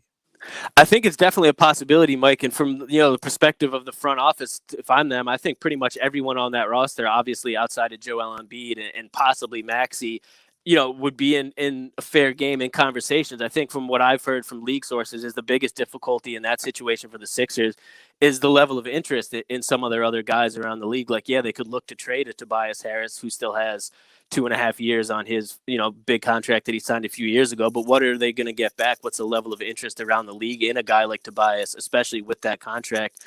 And from what I've heard, it's not that high. So it's a matter of, I think they would be willing to listen and to look into trading pretty much anyone on the roster. But at the end of the day, I don't know what offers would be there for some of these guys other than Ben that would really move the needle for the team in a positive direction. Yeah. What's your thoughts on Harris's season? I mean, it seemingly last year, it felt like he had taken a step forward and really had kind of pulled his game to another level. And then, of course, in the playoffs, I don't want to say he bombed, but he wasn't the same difference-making player in the playoffs last year as he was in the regular season. I thought he had a really good regular season. I feel like his impact has not been very noticeable this year. Yeah, I agree with that assessment completely, Mike. I've been honestly pretty disappointed with Tobias's play this season. I think part of it is, Sixers fans in general, Sixers media have kind of just been waiting for Tobias to take this step forward as a player since he signed that deal in, 2019. He was 26 at the time, coming off a pretty solid stint with the Sixers and his time with the Clippers. And since then, I think we've just seen that he's pretty much hit his ceiling as a player, which is, he's a nice piece. He's a solid guy, but he just doesn't have the ability to raise the ceiling of the Sixers as a team. He's not a guy that can, sub in and be a second option, which is really what they were asking him to be at the start of the season with Ben on the sideline. He's the type of guy that he's going to get you what he's going to get you. The main thing to me is he seems to disappear down the stretch of games, especially this season a lot. When they need someone to step up and help them on the offensive end, other than Joel, who's been dealing with consistent pressure and double teams in the post, especially late in games. Tobias has been, invisible a lot of games. He had a couple big threes in the third quarter last night in Charlotte, but overall, I think he's just, he's a nice piece, but I think the Sixers have him miscast. He's a good role player, kind of masquerading as a max player guy in Philadelphia. And I think that's, definitely a key to one of their problems at this point is that he's just not able to produce at the level that they either hoped or need him to do. I would ask this, because you're hearing a lot of this, hey, Dame Lillard wants to play with Ben Simmons. This guy would like to play with Ben Simmons. I'm imagining that's Rich Paul getting that out there that, see, people want to play with this guy, right? Yeah, absolutely. I do think there is some interest around the league in playing with Ben Simmons. On paper, if you're looking at a guy who's going to, emphasize getting his teammates open looks and not necessarily care about getting his own shots, a lot of times it's the opposite situation where you're worried about a guy coming in and, taking away some of your shots. When you're talking about Ben and playing with him, like, hey, this guy's going to play defense. He's going to look for me, get me open opportunities, and not necessarily look to dominate the ball on the offensive end. So I think there is definitely some interest around the league in guys, potentially like a Lillard wanting to play with Ben, but obviously some of it is definitely PR work from Clutch trying to put out the notion that there is still the market for him out there. Michael Kasky-Blomain, CBS Sports at The Real Mike KB on Twitter. And of course, you can check out all his work over at CBSSports.com. Sixers tomorrow night. They play the Hornets again. Thursday night, they're back home against the Jazz. They'll play the Warriors on Saturday night. That's a 8:30 home game in Philadelphia. So Sixers have a kind of a tough week ahead with the Jazz and Warriors back-to-back. Memphis on Monday, the Heat on Wednesday, Brooklyn on Thursday next week. So a very tough stretch of games coming up for the hometown five. MKB, I'll catch up with you, man. Thanks, Mike. Good talking to you. There's Michael Kasky-Blomain from CBS Sports. And, of course, he joins us Tuesdays to talk a little NBA and the Sixers here. He's brought to you by Matt Blatt Kia. They want to get you approved today. Matt Blatt, 6211 Black Horse Pike in Egg Harbor Township. I'm Mike Gill. This is the Sports Bash, and hopefully you're enjoying your Tuesday afternoon as we take you till 6 o'clock tonight. Brandon Scoop B. Robinson from Bailey Sports joins Josh tonight to talk more NBA at 6:20. We got football at 4 on the way, plus my Week 13 Who's In, Who's Out on Tuesday with Thompson and more, all today on the Sports Bash live on 97.3 ESPN. So the Manning cast last night, a couple thoughts on that when we return here on the Sports Bash live on 97.3 ESPN and the free mobile app.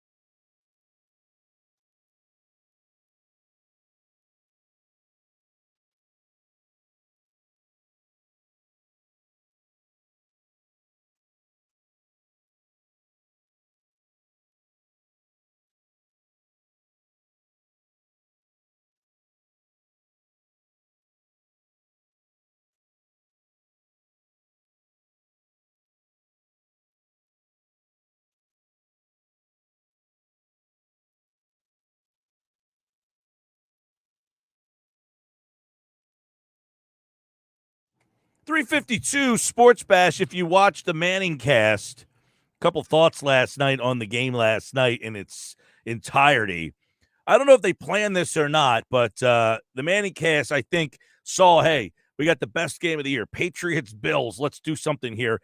They did not have a guest in the first quarter. I thought, we've been talking a lot about, I like this Manning cast. I just think they have too many guests on there sometimes that they talk back. I don't mind the guests so much. It's just the fact that the setup is not really there for guests. You got the two guys, the two Manning brothers are in separate spots, and then the guests, you get the delay, they're going back and forth, they're talking over top of each other. So I think it takes away from the broadcast. But in the first quarter, they're breaking down about the weather and the strategies. I thought that was really cool. And I think that, the Manning cast is always, going back and forth. If you watch the regular broadcast of the Manning cast, I find myself just constantly going back to the Manning cast. So let Peyton and Eli kind of watch the first quarter of the game, get their feeling on the game, set up all the pomp and circumstance, do all that. Bring your guests in for the second quarter. Maybe start the halftime in the third quarter with just the two of them. Maybe bring a guest in for the second half of the third quarter, something like that. But you're not going to see the Manning cast again. I don't think they're coming back for a couple of weeks now. I think they're back on January the 3rd. So last night was the last one of 2021. But it was a pretty funny moment last night. Did you guys hear this moment when Joe Buck was on there last night during the broadcast? I think he was on in the second or third quarter last night. This was Joe Buck last night on the Manning cast. Joe, when y'all have a blowout game, do you ever wish you could have a guest on there that you and Troy could interview? Yeah, the last time I thought about that was when you guys played Seattle at the Super Bowl. Oh, shots. That was Joe Buck of Fox on the ESPN broadcast last night. That has been one of the unique things with the Peyton Manning, with the Manning cast, is that they have had people from other networks as guests on ESPN. You don't see that ever happen, really. You had Drew Brees do a crossover. You had Al Michaels. You have Joe Buck. I mean, they've had some pretty big names that have been members of other networks appear on the Manning cast. You don't forget Joe Buck's wife works for ESPN. She's part of the Monday Night Football pregame show. I did not know that. You didn't know that was her? Really? What do you mean, her? Who? Joe Buck's wife. Is who? I got to pull up. What do you mean you didn't?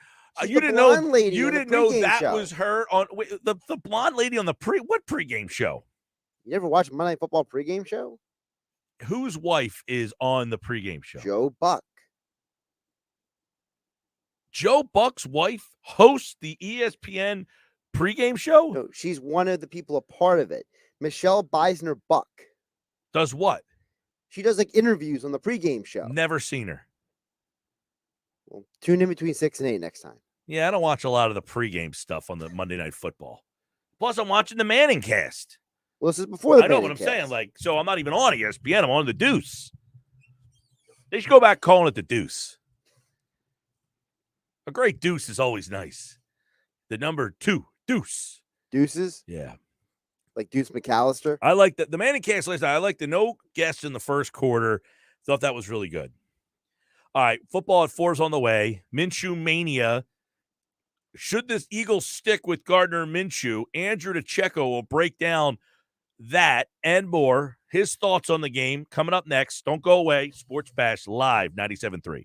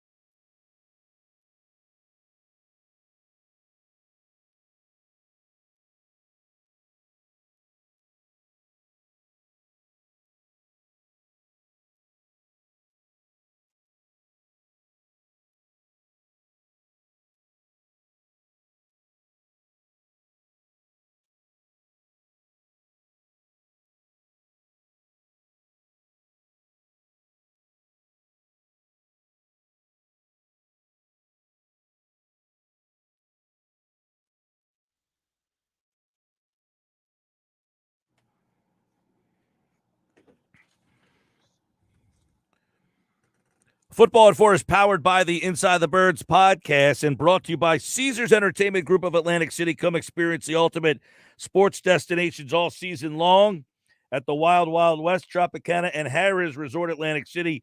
Book your game day experience today at Caesars.com. Andrew DeCecco is here at A DeCecco NFL on Twitter, and he joins me right now to take a look at the Eagles and their win over the New York Jets. They're 12-0 against the Jets. We get into that here on the Sports Bash. Hey, DeCecco, what's going on, my man? Hey, Mike, doing well. How are you? All is well, and we got a lot to discuss here, obviously. Let's start with the situation. I don't want to say situation because I think Nick Sirianni made it pretty clear.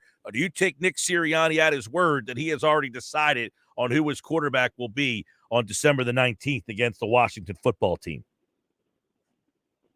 Yeah, absolutely. I mean, he was very quick to declare Jalen Hurts as his starter moving forward, provided he's healthy coming out of the bye week. And I think that's obviously rightfully so. I mean, Gardner Minshew did what a backup quarterback is supposed to do, Mike. He executed the offensive game plan. He hit the open receivers, and he won a game in which he was supposed to do. Granted, yes, it was impressive because it was his first start, I should say, in a year, and it was on the road. But, it was the New York Jets. And the New York Jets are they're a very flawed football team. So he won the game he was supposed to, and that's why the Eagles value the backup quarterback position. He stepped in a spot start and acquitted himself quite well. But Jalen Hurts gives the Eagles the best chance to win, and I think that was sort of a no-brainer. And he wanted to get that out there right after the game to sort of quell any confusion or speculation in the coming weeks. You mentioned in your article over at InsideTheBirds.com, you wrote about the, ability for Minshew to kind of connect right off the bat with Goddard. Why was that something that we saw in the game? We really haven't seen that connection between Hurts and Goddard. 6 catches, over 100 yards. I thought another area where Minshew did a good job, and just a caveat, I'm not advocating for Minshew to take this job, but what I thought he did well was use the tight end. Andrew, I also thought he got the running backs involved. We saw him throw the ball to the back out of the backfield. Was that a product of that's what Minshew does well? Was that a product of Nick Sirianni tweaking the offense? It's a product of what Gardner does well. Looking back on his time with the Jacksonville Jaguars, he was a dink and dunk, nickel and dime type of quarterback. He took what the Jets gave him. He didn't force anything. The flats were open. Dallas Goddard is a player that's very quarterback friendly in that he's a safety valve. I'm kind of confused as to why Jalen Hurts hasn't found that connection with Dallas yet. But I mean, as a backup quarterback, you're naturally going to look for a slot receiver, like a sure-handed guy like a Greg Ward that's always going to be and find the openings, or you're going to look for a guy like Dallas Goddard or a tight end that is sort of going to be a reliable presence over the middle. And it makes life a little bit easier and open things up, really for the rest of the offense. I thought they ran the ball really well. They committed to the run. And, Miles Sanders really proved that, he could shoulder that workload. There was a lot of questions about him going in to really the season, whether or not he could ever be someone that could handle 20-plus carries a game.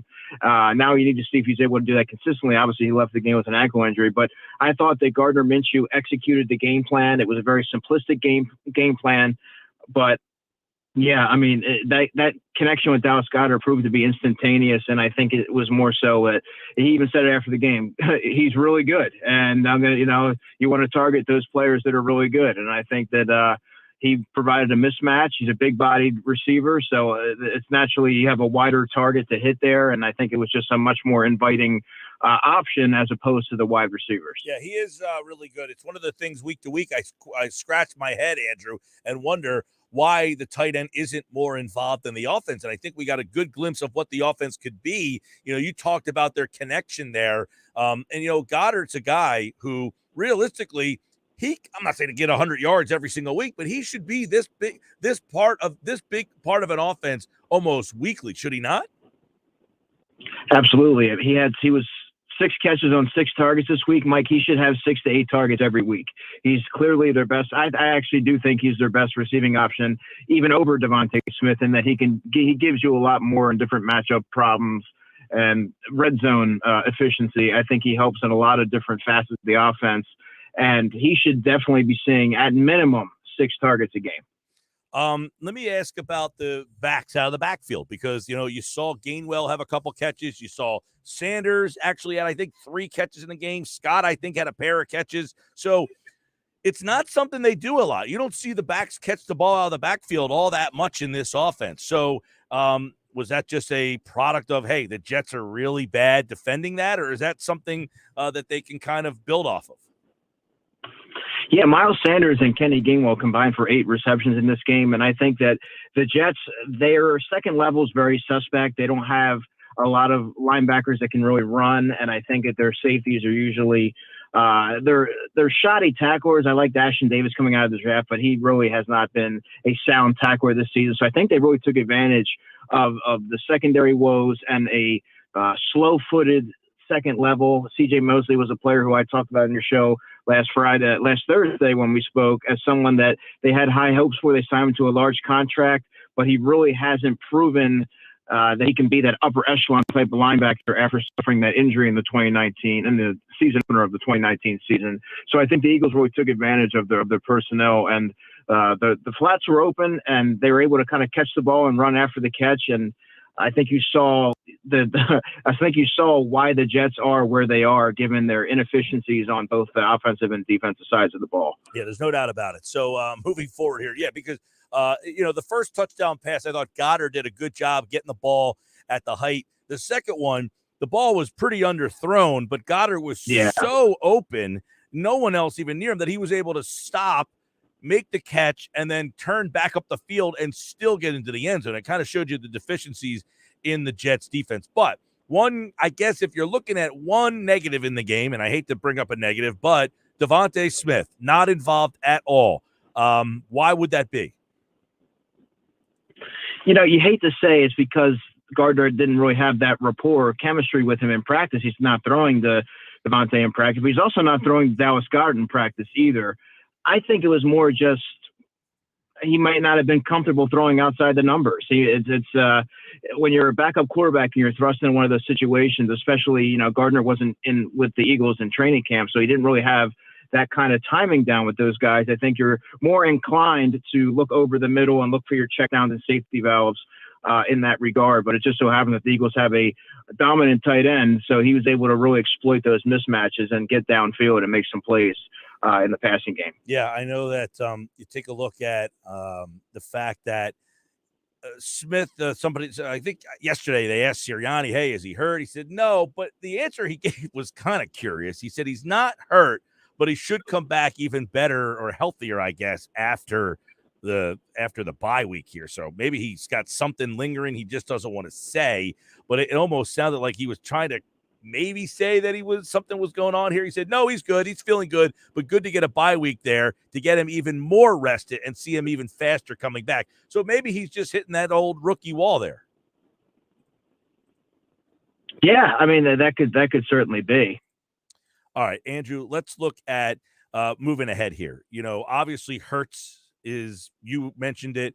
Sirianni mentioned it. I would agree. He is the guy moving forward here. But what if he struggles in a game? Does Sirianni have to consider then, if Hurts comes back and he's not making, throws, he's missing guys, he's playing similar to what he looked like against the Giants, would you consider going back to Minshew if Hurts struggles out of the gate?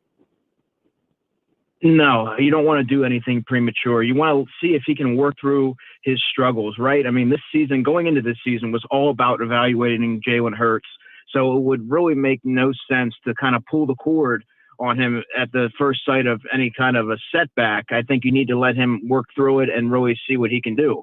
If you don't like what you see, well, then at the end of the season, you can go into it knowing, okay, well, we have to reevaluate the quarterback position and address it.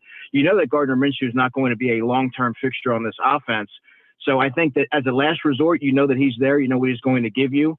But I think you need to stick with Jalen Hurts and not be so quick to turn the page. You kind of let him iron out those deficiencies and see what he can do. So these two guys are different, obviously. Minshew is a guy, he might be a little bit more accurate than Hurts is. Hurts has the ability to run the ball. Neither one of them have overly strong arms. What do they do? Like when you say Hurts should be the guy, what does he do that gives the Eagles the better chance to win than that Minshew shouldn't? Like if we're taking a step out of this and say, okay, we got two guys here. You got 5 games left. They're in the playoff mix. Who gives you the best chance to win? You're saying it's Hurt. What does he do that makes him a better gives the Eagles a better chance to win? Well, for one, he puts more stress on defenses, right? I mean, you even heard Miles Sanders say it after the game. The running game was a little bit tougher to find yards in the running game without Jalen Hurts back there. He opens things up for the entire offense. Just defenses need to respect his athleticism and his ability to escape the pocket and create yards with his legs. I do think he's developing as a passer. He had a little bit of a setback against the Giants, but I think that he really has shown that he can make some of those tough throws, and he just is more of a big play threat.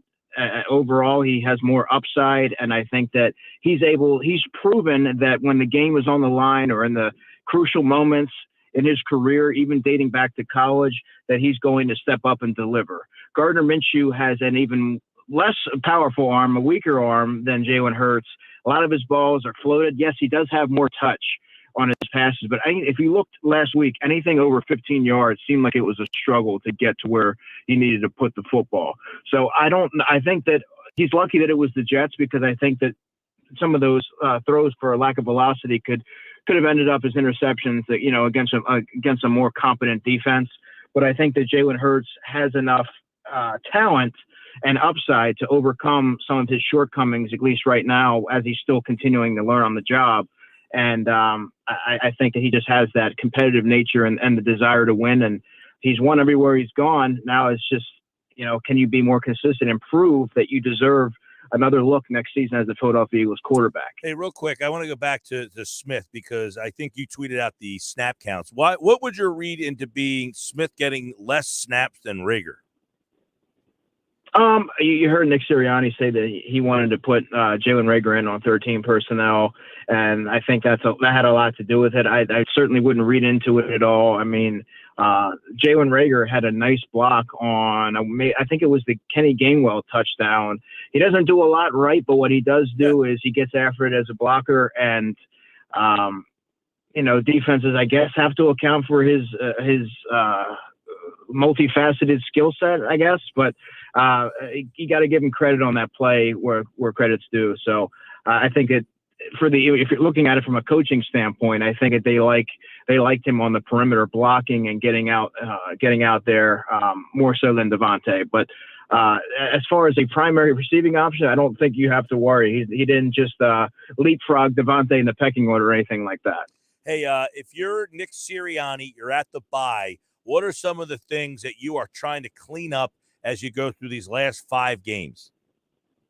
Getting out to a quicker start. They did that against the Jets, but too often they come out flat, they fall behind, and they don't tend to turn it on until late in the first half. And then in the second half, they're really slow to make adjustments, Mike. And I think that sometimes they take their foot off the gas pedal when they are ahead and they get a little bit too conservative.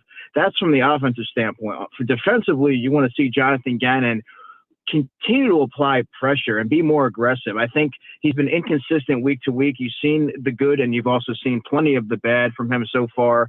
Just when you think you're getting used to him getting comfortable with his personnel, I thought that he should have been far more aggressive and teed off on Zach Wilson instead of, adopting that passive approach that has really plagued him throughout the season. So I think that he needs to find a middle ground there. And as he's sort of finding his way as a first-time defensive coordinator. But those are just some of the areas I would clean up. I think they've made a marked improvement as far as penalties are concerned. But it's just certain things like putting a full game together, because you know what? You're not going to play the New York Jets every week. You need to make sure that there's a lot at stake here, and you have to, you got a couple big games coming up, from particularly against the Washington football team, and you have to make sure that you take every game as a must-win situation, execute, and have that close attention to detail. Yeah, John Gannon's defense. Quite frankly, Andrew, early in that game, it looked like it was going to be a shootout back and forth. I mean, it really wasn't until the offense dominated that third quarter and kept the ball away that game kind of, you felt a little safer about. But that being said, John Gannon's defense in that first half, the Jets had their way with them. Yeah, I was watching that first quarter unfold, and I said, "Am I really watching a Gardner Minshew, Zach Wilson shootout here? Is that what's happening here at MetLife Stadium right now?" But I mean, eventually they settled in. But I thought that Jonathan Gannon allowed the Jets to do way too much offensively, move the football with little resistance. That's a very inept offense, Mike. I'll tell you, Zach Wilson came into the game with 4 touchdown passes on the year. Granted, he's missed some time with injuries, but I mean, that's not an offense that consistently can move the football.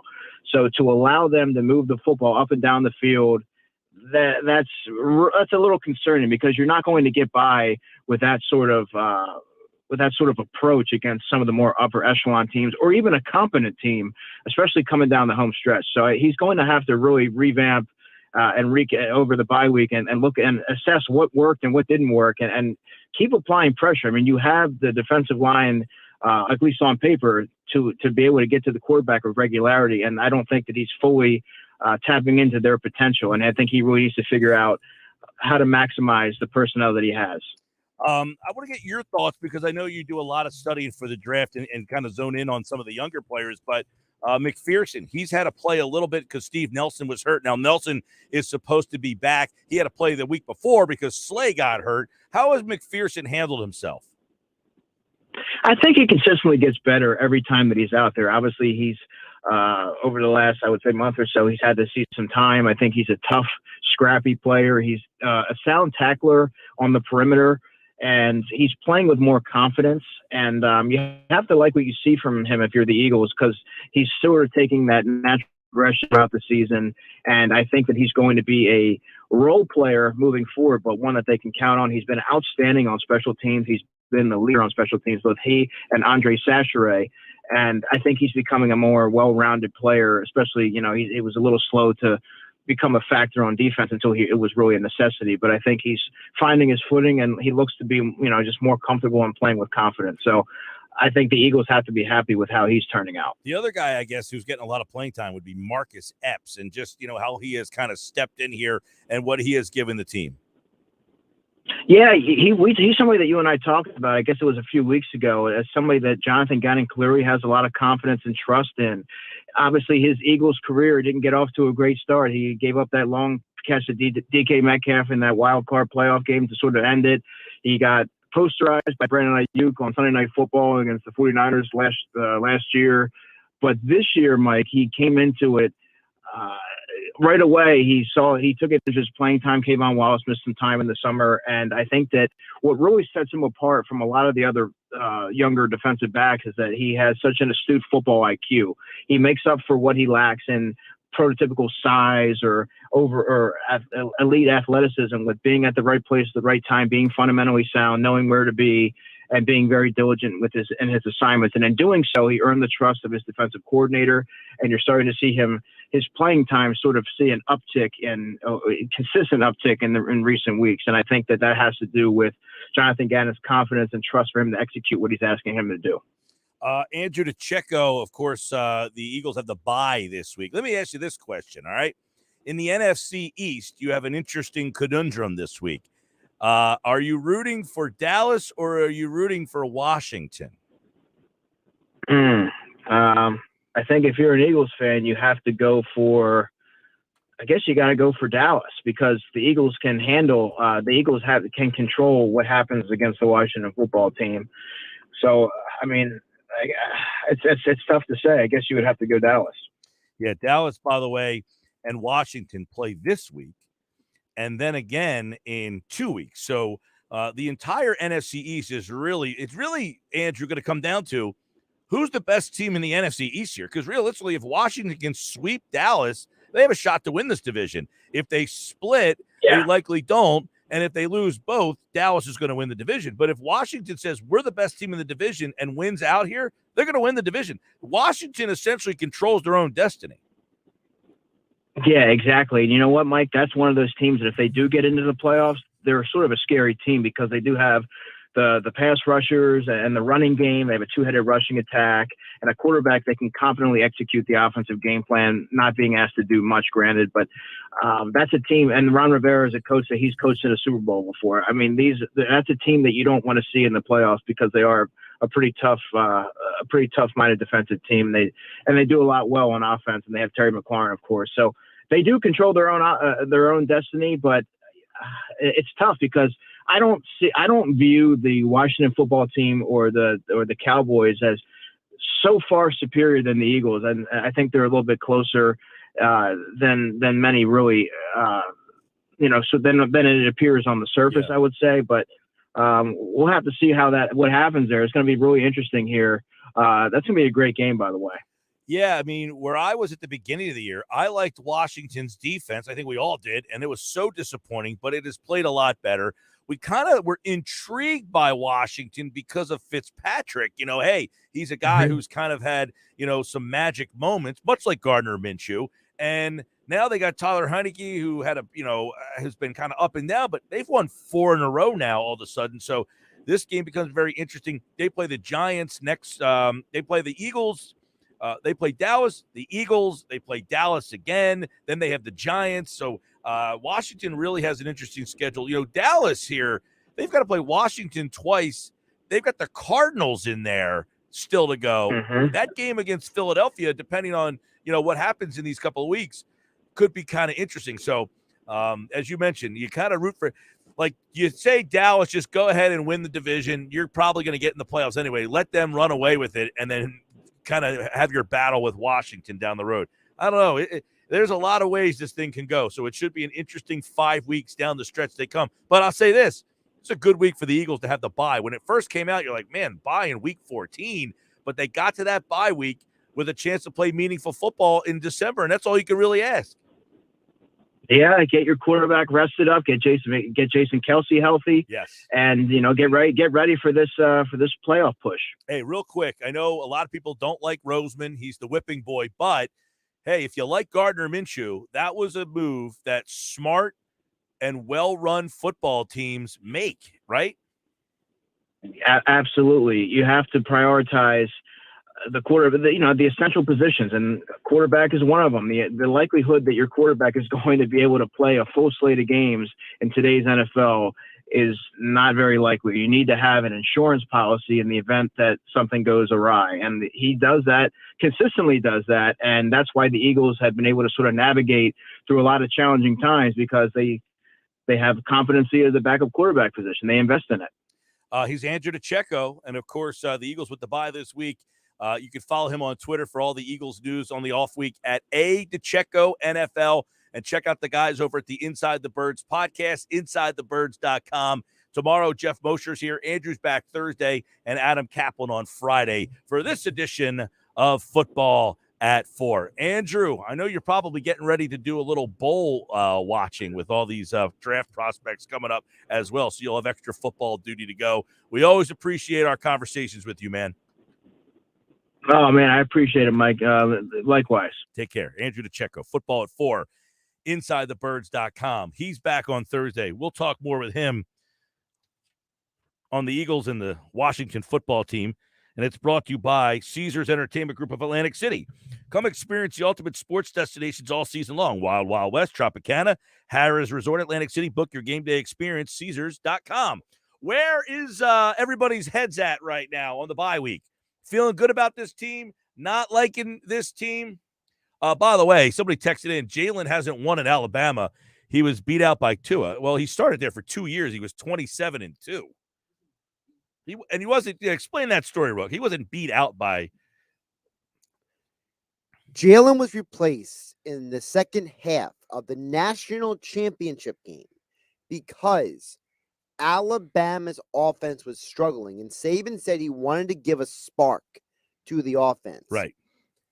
Jalen Hurts got them to the national championship game. Well, he went 27-2 in his 2 seasons as the starter. He also won 2 SEC championships because when Tua got injured in the SEC championship game, he had to come in and win the game, come from behind. Yeah. No, by the way, and this guy said he was beat out and then he left. He actually sat for a whole season as the backup. He stayed to help Tua. Correct. He did not get beat out and left. He stayed for the entire season, and then he transferred to Oklahoma. And by the way, he went to Oklahoma and went undefeated. He's still the only quarterback in the college football playoff era to take two different schools to the playoffs. Yeah, so that just sounds like someone who's trying to hate just to hate. I mean, look, if anything, you might say Jalen Hurts as a pro quarterback, not what you would hope for, but as a collegiate quarterback, he was one of the most accomplished.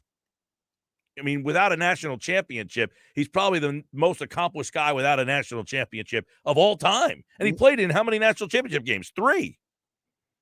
He played in 3 playoffs. He was on the team of 2 national championship finalists. Well, he played in the national championship twice in Alabama. Because they won and he went again in Oklahoma. Because they won the one against Georgia, and then they lost the one to Clemson. Right, I'm saying, but he appeared in 3 national championship games, did he not? I know he played in 3 playoffs, but at Oklahoma, they didn't get to the national championship. Oh, they didn't get with Oklahoma? Okay. They lost. I thought the Oklahoma season, they got to the finals and lost. No, they got to the playoff, which was the big accomplishment. But still, if you can name me a quarterback who decides to stay and help the guy taking his job. You can tell me you think Jalen Hurts as a player in the pros stinks. I might disagree. I could tell you that I don't agree with you there, but as a collegiate player, this guy was off the charts, man. He was a tremendous player in college. High quality character. Oh, well, he could have been the biggest jerk in the world. He was still a pretty good player in college. All right, who's in, who's out? My 14 NFL playoff teams. Find out who they are next.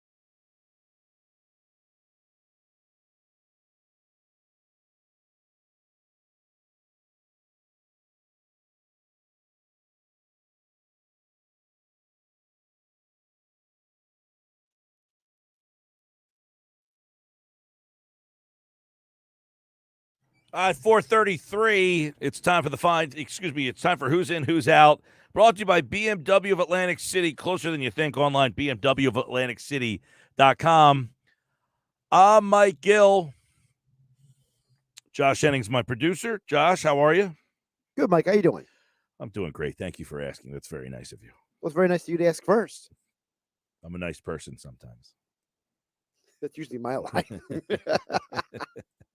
All right, these are the 14 NFL playoff teams. It's very difficult, man. I mean, I'm looking through all of these situations here, and there's this thinking. I've never seen a season in which it's so unclear, right? I've never seen the division races are unclear in some of these things. Absolutely, and some of them got even more. The muddy's got even more murky, especially with last night's game. So let's get into it. Who's in? Who's out? Josh, in the East, I'm going Patriots. I made that switch a couple of weeks ago. I will say this. I was one of the few, the Marines. No, I'm just kidding. I was one of the few that had New England in at the beginning of the season. They were in my initial in.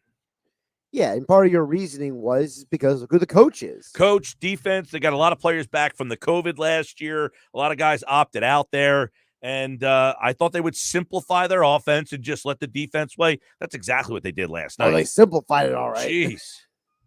I got New England in the East. I got a surprise in the East so that you might be interested in. In the North, I'm going to stick with Cincinnati, even though they got Rochambeau last week. I don't like what I saw from the Ravens. I don't think Pittsburgh has enough left in them. I think Cleveland is Dunsky. I don't like – last week I bought into Cincinnati and they got their ass kicked. Now, Cincinnati's schedule is brutal. So I'm going to be wrong on this one.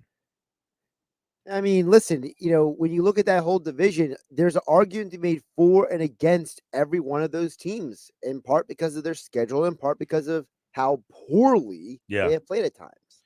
All right. So I'm a little skeptical of the Cincinnati thing, but Baltimore, I think, might be running out of gas here. I mean, who's playing corner for them this week? You? Right? Pittsburgh, I don't think they have the firepower on offense. Maybe, I don't know. So Cincinnati, I'm gonna even though Cincinnati, I've been like all year, hey, I can't buy into you, I can't buy into you. This would be the year to buy into somebody that you can't buy into typically, right? This is one of those years where you're going to have to go out on a ledge a little bit. In the South, I'm going to go out on the ledge. I'm going to the Colts. Now, I went to the Colts last week. I'm sticking with the Colts. Gotta have to at this point. I mean, the Titans look like they're just on free fall, and the Colts actually look like they're trending in the right direction. So give me the Colts in the South.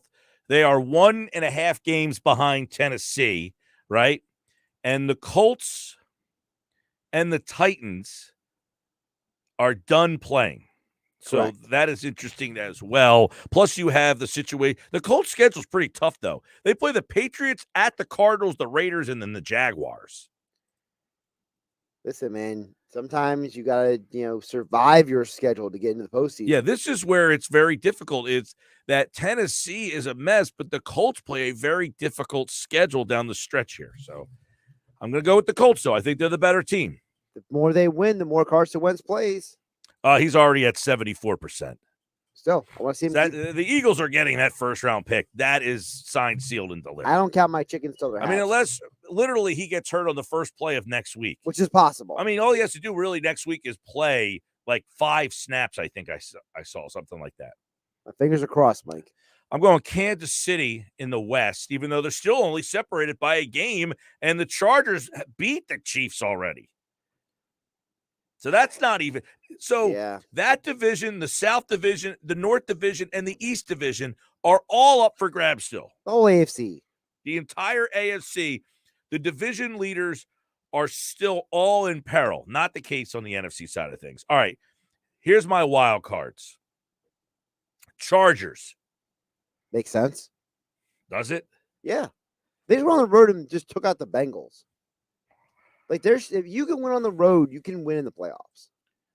Tennessee. That's going to be interesting. They play the Texans and the Jaguars. That's 2 wins right there. That's 2 wins, and that gets them to 10. I think 10 will be good. All right. Yep. I wasn't sure what their schedule was the final few weeks. So, but now you tell me it's the Jags and the Texans. Never mind. My last team is Miami. You've been hanging on to that Miami thing for a couple of weeks now. I have. Buffalo's out. I think Buffalo's out. You think Buffalo lost their mojo? Well, I'll tell you this. They play the Patriots again. They're going to lose that game. They play the Buccaneers again. Or they play the Buccaneers this week. They're going to lose that game. Right? They have to either upset Tampa Bay or upset New England. Now, they play the Jets, and they play the Falcons, and they play the Patriots.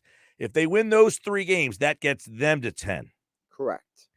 And if they get those 3 and lose the other 2, and they're at 10, they probably get in. But I don't know. Something doesn't seem right about that team. And you also got the AFC North teams out. I got all the AFC North teams. Now, Miami, you might say, okay, what is it about Miami that you like getting in? What's their schedule? They play the Jets. They play the Saints. They play the Titans. And they close with the Patriots. I can see that being 2-2. I got them winning 3 of those games to get to 9.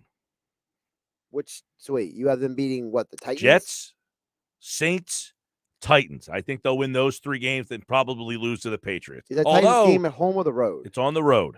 See, I like a Titans that situation. I don't know, man. The Titans, I mean, the Dolphins' defense has been very good the last couple of Yeah, but their weeks. offense hasn't traveled as well this year. Their offense plays way better at home than I think this Tua year. has actually played. I'm not a big Tua guy. He's played pretty well the last 2 weeks. He's played much better. Much better. So that's who I have in on the AFC side. Patriots, Cincinnati, Indianapolis, Kansas City, Tennessee, Miami, Chargers. Now you're saying you'd go Buffalo. I mean, I've been leaning Buffalo because I don't like Miami's. I think Miami's 2-2 down the stretch. Okay. Miami's kind of like the Washington all of a sudden. They've won like 4 games in a row or literally all of a sudden. Yeah, they've won 5 straight in Miami. So if to do what I'm saying, they'd have to win like 8 in a row here. What's Miami's current record? The heck was that? Oh, that was the computer behind me. Miami is 6-7. So they're 6-7. So if they win 3 games, they get to 9 wins. But they only win 2, they're stuck at 8. All right, interesting.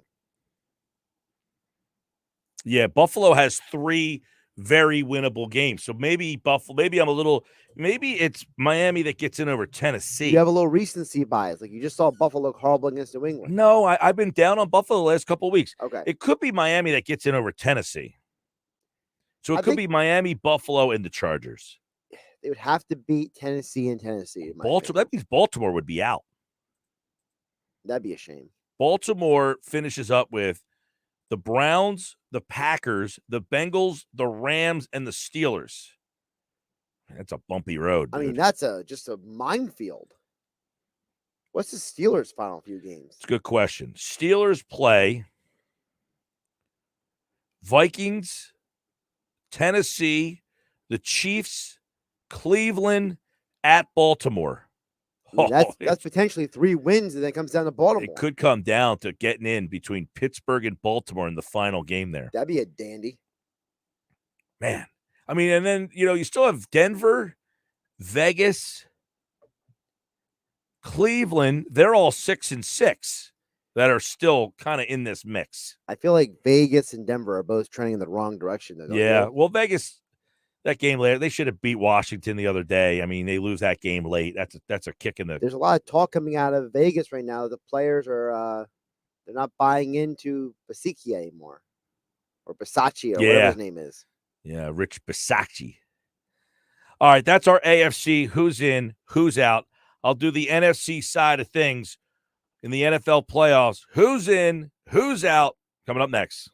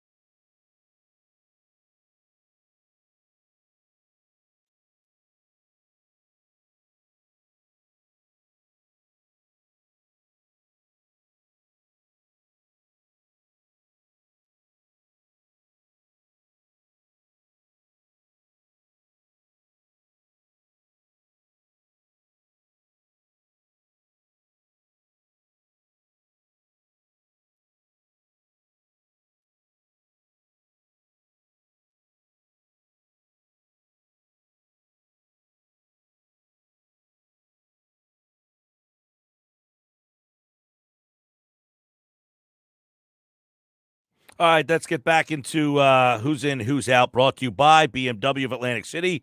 Closer than you think online, BMWAtlanticCity.com. All right, on the AFC side, I've got Patriots, Cincinnati, Colts, Kansas City, Tennessee, Miami, and the Chargers. I'm going to regret some of those. I know it. At least you're prepared for it. You're Yes. mentally prepared for Actually, it. I'm going to go. You're gonna change one I'm going to already? go Buffalo over Tennessee. Okay. So Miami, Buffalo, Tennessee, Chargers. No Tennessee. Interesting. Yeah, I had Tennessee as my number one team in the Fine Five at one point. Yes, you did. Now no more. One player made that big a difference. Yep. All right, NFC. Ready? Yeah. Dallas.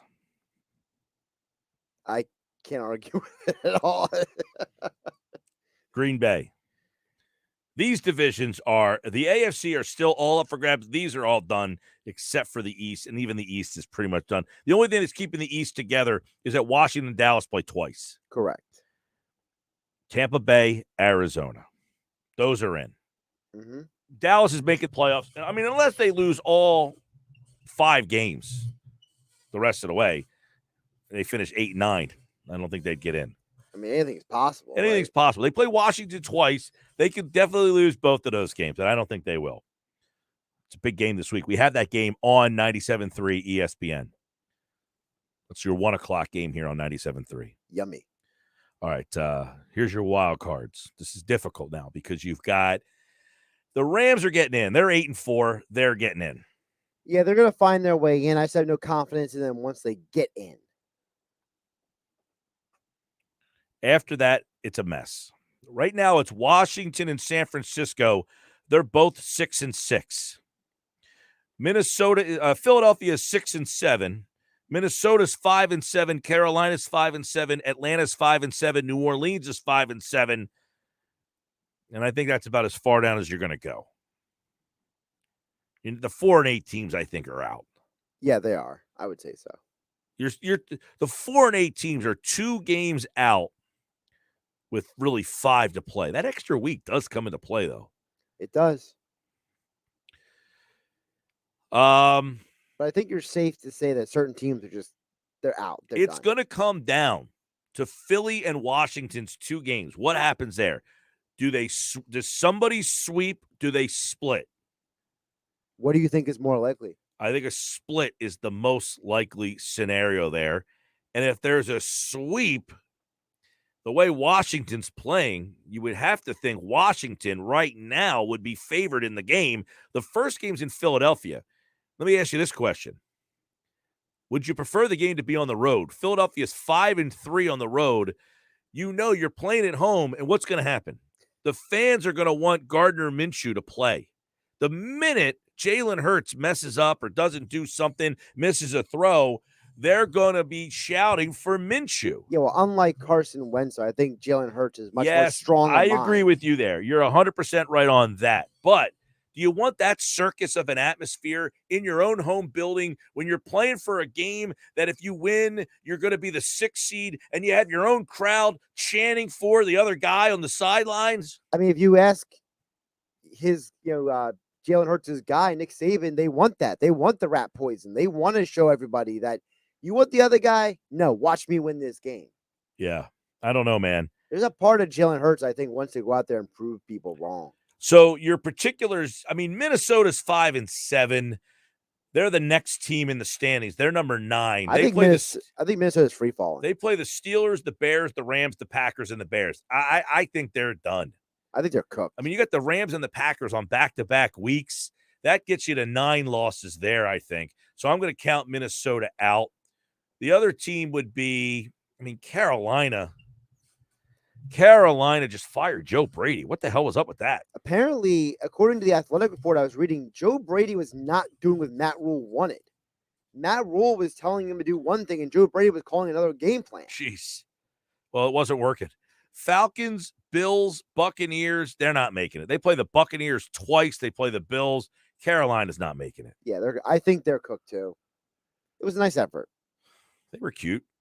They were fun when they were healthy. Atlanta, Panthers, 49ers, Lions, Bills, Saints.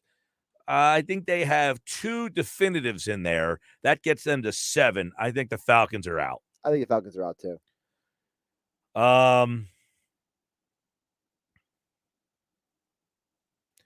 The Saints are 5-7. Oh, they're cooked. The Saints play the Buccaneers. They play the Jets, the Buccaneers. They play the Dolphins, the Panthers, and the Falcons. I mean, they can win 3 games. They can win maybe 4 of those games. The Jets also beat the Titans this year. So I would only give them 2 or 3. I think their best ceiling is 8. So New Orleans, I think, is done. So now you have San Francisco. I think San Francisco gets in. I think they're healthy at the right time. Bengals, Falcons, Titans, Texans, Rams. I have the 49ers actually in on my paper. Okay. All right. So I have the 49ers in. That schedule reinforces to me. I think they're getting in. So it really comes down to Philadelphia and Washington. And we know Washington, they play Dallas twice. And they play Philly twice. And they play Philly twice. And then they close with the Giants. It really comes down to who wins the NFC East. Right? I mean, who's the best team in the NFC East in the last month of this season? Whoever's the best team in the NFC East, one of them is going to win the division, and the other one's going to be the playoff team. That's what's going to happen here. 2 NFC East teams are getting in. And the way Washington won last week was ugly. I don't know if they deserve credit or the Raiders deserve more blame for that game. Washington is a -51. Philadelphia is a +46. Now, Philadelphia's played 1 extra game.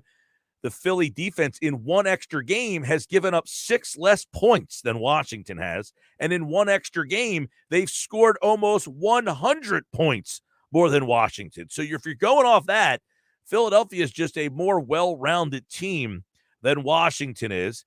Here's the other thing. They're obviously, they play both 1 at home, 1 on the road. Philly is 5-3 on the road, but 1-4 at home. But again, some of that was against the Bucks and the Chiefs. Right. And the 49ers. So you potentially lost 3 of your home games to playoff teams. I have had Philly in for the last 3 or 4 weeks, so I'm going to stick with them here. I think Philly would be the 7th seed in the NFC field. I think I would say I have more confidence in the Eagles team than the Washington I team. mean, here's what I think. I think Philly and Washington split. I think Dallas beats Washington both times. And there's your difference. I think Dallas beating Washington both times puts Washington at 8 losses. Philly and them splitting gets Washington to 9 losses. Don't forget, Dallas needs to keep winning. If That's they what I'm saying. I think Dallas beats postseason. Washington both times. That puts Washington at 6-8. They split with Philly 6-9. And then whatever happens with the Giants, they might win that game and go to 8-9. They lose, they would lose. They would go to 10.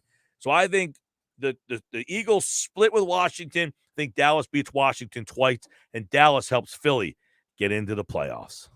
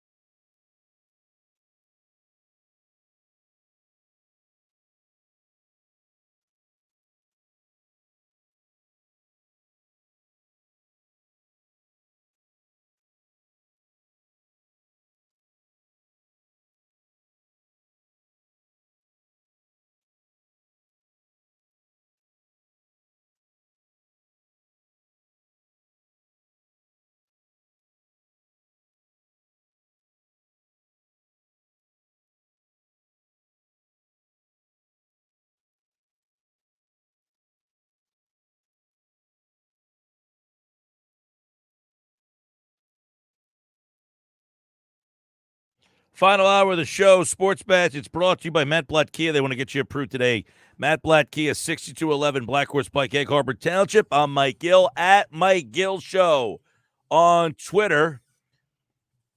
A lot to discuss with the PT.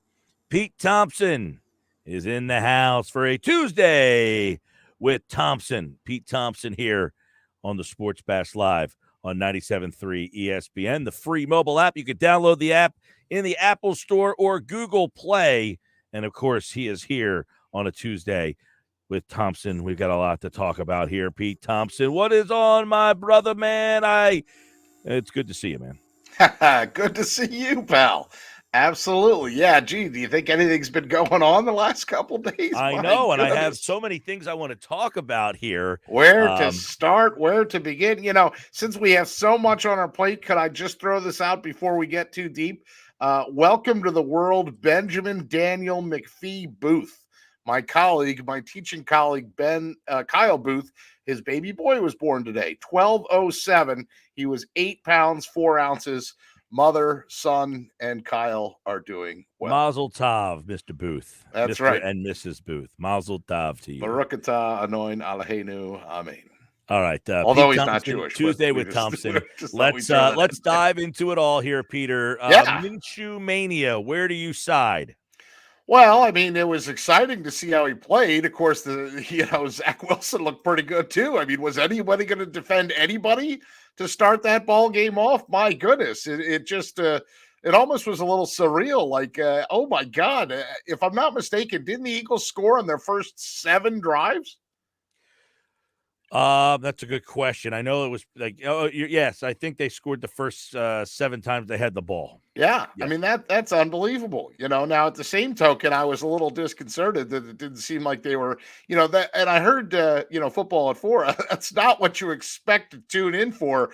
A no defense slugfest between Zach Wilson and Gardner Minshew. So where do I stand? Look, he did what he was supposed to do. He did what the backup quarterback is supposed to do. Have a spark, come in. The job is Jalen Hurts. I'm sorry, and I fully believe that. Even though I've been a Jalen Hurts critic at times, you don't lose your job because of injury, and you don't lose your job just because the guy who finally was excited to come back in and be a starter again could rally the team. You don't lose it because of that. Well, I'm very surprised to hear you say that. I thought you would give the knee-jerk reaction and get all hyped up into the Minshew mania and say, hey, look, Minshew led them in 7 drives, they scored. You got to stick with the guy. But I'm giving you credit, Pete Thompson, for being a rational man today. Yeah, in this case, you have to be. I mean, look, the guy was great, and he threw some. There was some times where he threw footballs that you couldn't help but think, gee, would Jalen have made that throw? I mean, that's natural tendency. I mean, for God's sakes, Mike, the guy had a perfect passer rating in the first half, 158.3. He's 14 for 15 for 188 yards and 2 touchdowns. Now, by the time the caveat, caveat, was, but it was against the Jets. And look, this was That's the week true. 1 when Yeah. Jalen Hurts had 3 touchdowns and 280 Against yards the and had a great. Falcons. Yeah. He played the Falcons. Right. And I think Hurts, look, has he been great this year? Not every single week, but he has been good enough as a second-year player. He's taken steps in the right direction that you're seeing growth in him as a player. Did he have a bad game against the Giants? Yes. But as I wrote over at 97.3ESPN.com, Minshew Mania is like the holiday season. Right. Halloween, that's fun. And then you Yeah. don't do it. You don't dress up again the rest of the week. You Right, just kind of go back to you your don't eat daily turkey routine. every single day. I heard you You don't talking eat about that turkey the every other single day. day, Pete Thompson. Halloween, Thanksgiving's nice for a day. Minshew Mania comes out like once a month. The other 3 weeks that you're waiting for it, they're not so good. And I mean, I do love the guy. I loved him showing up in the Top Gun coat. I loved him having the aviator shades. Okay, let me ask you this: I loved all that. if he didn't have all that comes with him, would he be as clamored for? Well, it is hard to ignore a perfect passer rating and the way he threw the ball in the first half. I don't care whether you have a bomber jacket, a Top Gun reference, but the doesn't Fu that add Manchu or to any it? of that. Doesn't that add to it that here's this guy, he's got the mullet. Well, he doesn't have the mullet anymore, but, he's got the Fu Manchu, he's got the bomber jacket. All of that stuff adds to, I really like this guy. And look, I don't want to be the guy that sounds like I don't like this guy. I've always been a Minshew fan. I liked him at Washington State. I liked him when he was playing with the Jags. I think he's fun. But I also think if he's your starting quarterback, your team's probably in for a long season. Oh, I would agree with that, because that's the thing, is that you can do that. Everybody loves that. Look, I teach, I teach for a living, right? Everybody loves the sub. They don't always love the regular teacher, right? The sub is the one, hey, that was fun. That was different. That was cool. Boy, that was great. I really enjoyed that class. And then the regular teacher comes in and like, I don't know. This is That's so good. great. Yeah, 20 for 25 for 242 overall in those 2 touchdowns. His overall passer rating, 133.7. Important to note that also was the highest by an Eagles quarterback this season. Again, it was also important to caveat note against the Jets. It would also be important to note that Jalen Hurts has had 100 quarterback rating in 4 games this year. He's also been 95 one time this year. So yeah, but of course we're Philly. What are we going to remember? 17.3. Right, exactly. But look, put it this way: Hurts has had his Minshew mania moments as well. He just doesn't have a nickname or a name that has alliteration tied to it. I do love that alliteration. You don't think I was all on board for Hurts after the Saints game when he put his foot in the turf and made that defender look stupid? I was all Hurts all the time, man. I was like leading the gravy train. Well, woo-hoo! This is the interesting part in the fickleness of the fan out there, Pete Thompson. It's just me. I'm a little fan. Yeah. Yeah, I'm a big fan. But okay. So Hurts has a great game in week 1, but it's only against the Jets. Against the Falcons. Minshew has a great game. There is no, I'm not so sure it was against the Jets. Those people are right on board. The same people will be the first person that say, well, I don't want them to make the playoffs this year. I want them to get the good draft pick. Well, now you're saying you got to play Minshew to do what? Try to get into the playoffs. Yeah. Come on, Vegas. Couldn't Vegas just hold on and beat the damn Washington football team to increase the Eagles' chances? What happened there? Which sets up this question, Pete Thompson. Sir, yes, sir. Washington plays Dallas twice. They play them this week. They play Philly next week, and then they play Dallas again.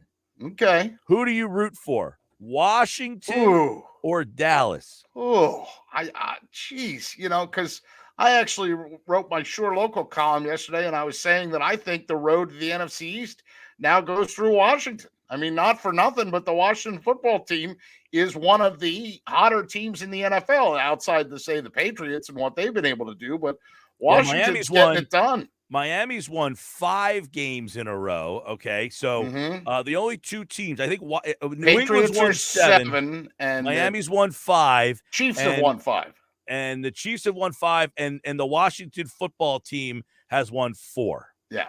So the hottest team in the division is the Washington football team at 6-6 right now, and that's, to me, that's something that gives me pause. So who do you root for between Washington and Dallas? You know what? I gotta be honest.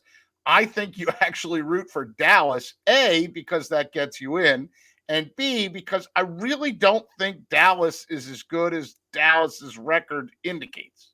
Interesting. I still think Dallas.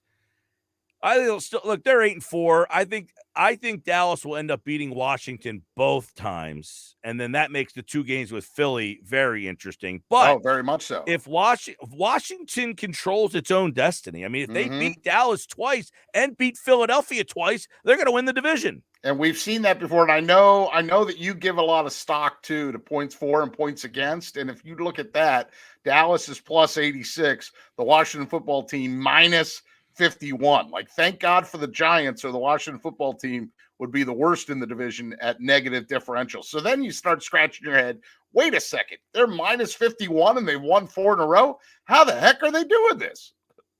Yeah, I don't know. Washington lost Chase Young, their best defensive player, and yet they've gotten better defensively. They had a great defense last year that won them the division, got them into the playoffs. They almost beat Tampa Bay in the playoff game, and now here they are. Taylor Heineke. Isn't that crazy? The Lions lose DeAndre Swift for a game, so that's their best running back, and then they go out and actually win the football game, not tie. You lose key players, and sometimes the team gets better. Yeah, well, guess what? It's going to be a battle of attrition down the stretch here. We know that. Injuries and all that stuff will play a big part. 5 weeks left to go. for most teams, Philly has 4 games left. They have played one more game than everybody. Here's an interesting little factoid in that, Pete Thompson. The Eagles have played one more game than Washington, but they have given up 6 less points than the football team has. And in one extra game, they have scored almost 100 points more than Washington has.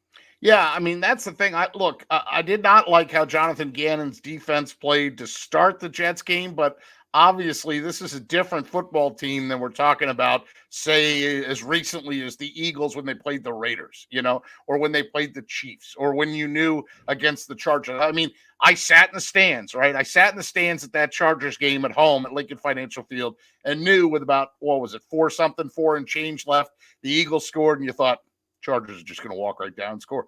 Keenan Allen, Eckler, ball game, done. Right? So at least now I'm buying into the fact that the Eagles might be able to stop somebody when something's on the line. Maybe. By the way, according to ESPN's chances to make the playoffs, Philadelphia is the 8 seed currently. They are a half a game out. They have a 37% chance to make it. Washington is the current 6 seed. They have a 41% chance to make the playoffs. And San Francisco, the current 7 seed, has a 68% chance to make the playoffs. So what ESPN's FPI is essentially saying is 41% for Washington, 37% for Philadelphia. It's essentially, Pete, coming down to those 2 games. I mean, it's the 2 games that Washington and Philly play. It's going to come down most likely to those 2 and really come down to Sunday, January the 2nd, Washington football team That's the penultimate game of the season, right? That's the second to last game of the season because they play Dallas at the end. Yeah. That's right. That is the 17th week. Week 18, Philadelphia will play Dallas. So it really could come down to the 2 Washington Philly matchups. I think the winner of whoever wins that series, if one of them wins both games, that team's going to get in. If they split, it could really come down to what happens in the games against Dallas. I mean, Philly could need that Dallas game at the end to get in. And that Dallas game might not mean anything to Dallas, but it might mean, obviously, the world to the Philadelphia Eagles. So that's another scenario that you have to wait and see how things play out. Now, this is interesting. WENJ, which is our call letters, is like the CNN of the local sports world. There's a better chance of Russian collusion with the last administration than the Eagles making the playoffs. I mean, I guess that gentleman failed math. Maybe you were his math teacher. What are you talking about? I'm okay at math.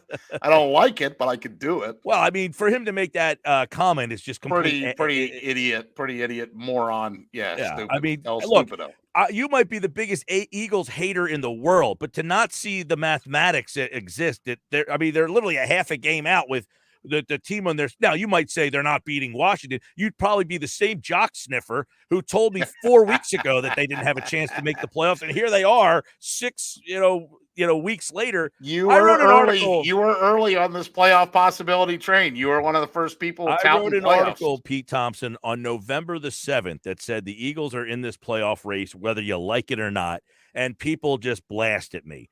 And here they are. You got this guy here telling me that they have no shot to make the playoffs. Well, they're some people half just a like game to out. blast because they like to blast. You might not think they're going to get in, but to not acknowledge that being a half a game out with 5 to go means 100%. You are in the playoff race. And by the way, I think Washington and Philly, one of those teams is getting in. There's going to be 2 NFC East teams in. It's either going to be Washington or Philly.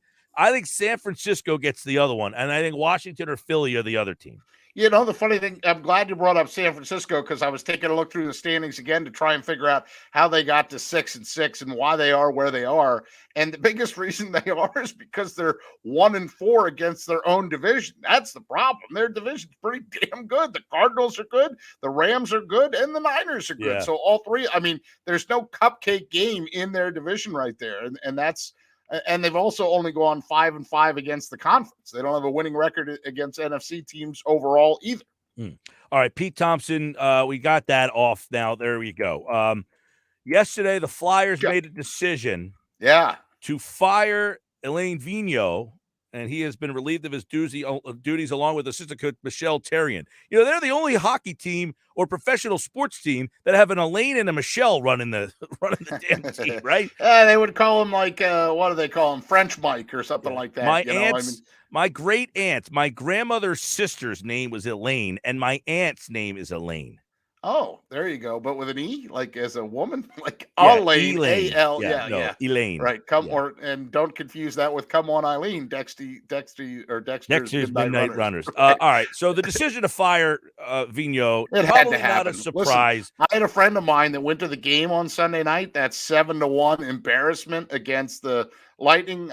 Come on. I mean, that right there. Look, I think Chuck Fletcher was like trying to give him time. I think he was trying to he'd come out in support of him, which is usually the kiss of death, by the way, but he'd come out in support of saying, like, we got to find out a way to get this right and this, that, the other thing. And then they come out and they just bleep the bed against Tampa. And I had a buddy of mine go to that game, and he said to me, and he's older than me. So, I mean, he went back and saw, 74, 75 Flyers. He also saw the bad years, like the Forsberg year where he couldn't keep his foot in his skate. He said the loss was so bad the coach had to go. They may not be good, but they simply did not show up. There was no fight, no passion in that team. These guys should at least be able to have a power play that sets up in the offensive zone, said my pal Mike. He said they could not do that. It was brutal. I mean, at least last night they showed some heart. They showed some effort. When they fell down last night and were behind, Claude Giroux, of all people, actually led them back and got them as close as 4-3. Now, did they cross the line? Did they get all the way across? No, they still lost. That's 9 straight. They go for a franchise record 10 straight losses if they lose to the Devils next. But I'll tell you what, from what I remember, the last time they lost 10 straight games in a season, I think later on that same year they won 10 straight games. And G had said that earlier in the week, that he's been a part of teams that have been, and listen, hockey is the one weird one too. Remember how deep the St. Louis Blues were before Berube took over and then led them to steal? I'm not saying the Flyers are going to the Stanley Cup Finals, but weirder things have happened. It can happen in hockey, and I think that let's hit on a couple things here, Pete Thompson. Yeah, where do you want to go? Did the team essentially just not want to play for him anymore and just quit on him? I think, I'm not saying he lost the room, but I think that the passion wasn't there. I think that the message had gotten stale, and I obviously, when you have the worst power play in the league, none of the tinkering, none of the movement that he was doing. The other thing too is, remember, this was Chuck Fletcher's guy, and one of the things that Elaine Vigneault did was he always favored veteran players. Well, if you look around the league, Mike, the teams that are succeeding aren't necessarily doing it with the older guys. They're doing it with the younger guys. And I hate to say it, but you look right in the Metro Division and you look right at a team that has rebounded and is right in the thick of things, and that's the Rangers. And they did it. It's like being an alcoholic, right? The first thing you have to do is admit there's a problem. The next thing you have to do is get to a meeting. And then the third thing you have to do is make a change, right? God grant me the serenity to accept the things I can change, the things I can't, and the wisdom to know the difference. The Flyers don't know the difference, Mike Gill. They don't know the damn difference. They don't know that they're in this Groundhog Day of an organization where they just continue to spin around and do little tinkerings and things that don't make them any better in the long run. And as long as they don't admit they have a problem, they're going to keep being in that situation where they're darn near in the basement or close to it. Well, I feel like this comes up a lot, but okay, they've changed coaches after coach after coach after coach. They've gone through great coaches, Hitchcock and Laviolette, guys who have won Stanley Cups. It's not always the coach's fault, but yet the core group of guys, they tried to change it a little bit, but it's still Giroux, it's still Couturier, it's still Scotty Law, it's still the same group of the core guys. Don't leave JVR off of that list. He's JVR, fine. Again. We know that Giroux has that no trade clause, but until they have the ability to really just start over, it's not going to be the coaches are going to fix this thing.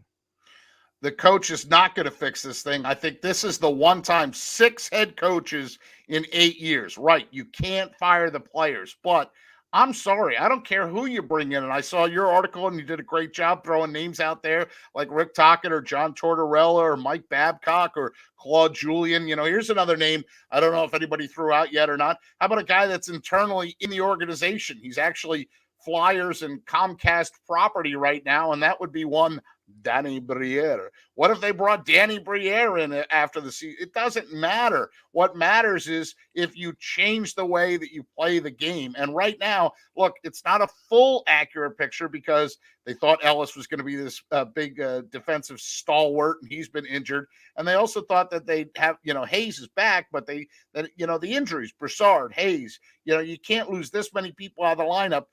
The flip side of that too is that the younger players have not gotten better. Provorov all of a sudden is human, depending on who he plays with. Guys like Travis Sanheim, the younger guys who are supposed to take steps forward have not taken steps forward. And look, at least they have a pulse. But until, and who knows, maybe Chuck Fletcher actually, I don't predict this, but maybe he actually gets Claude Giroux to recognize, dude, I know you want to win a cup. You ain't going to win one here. What do we got to do?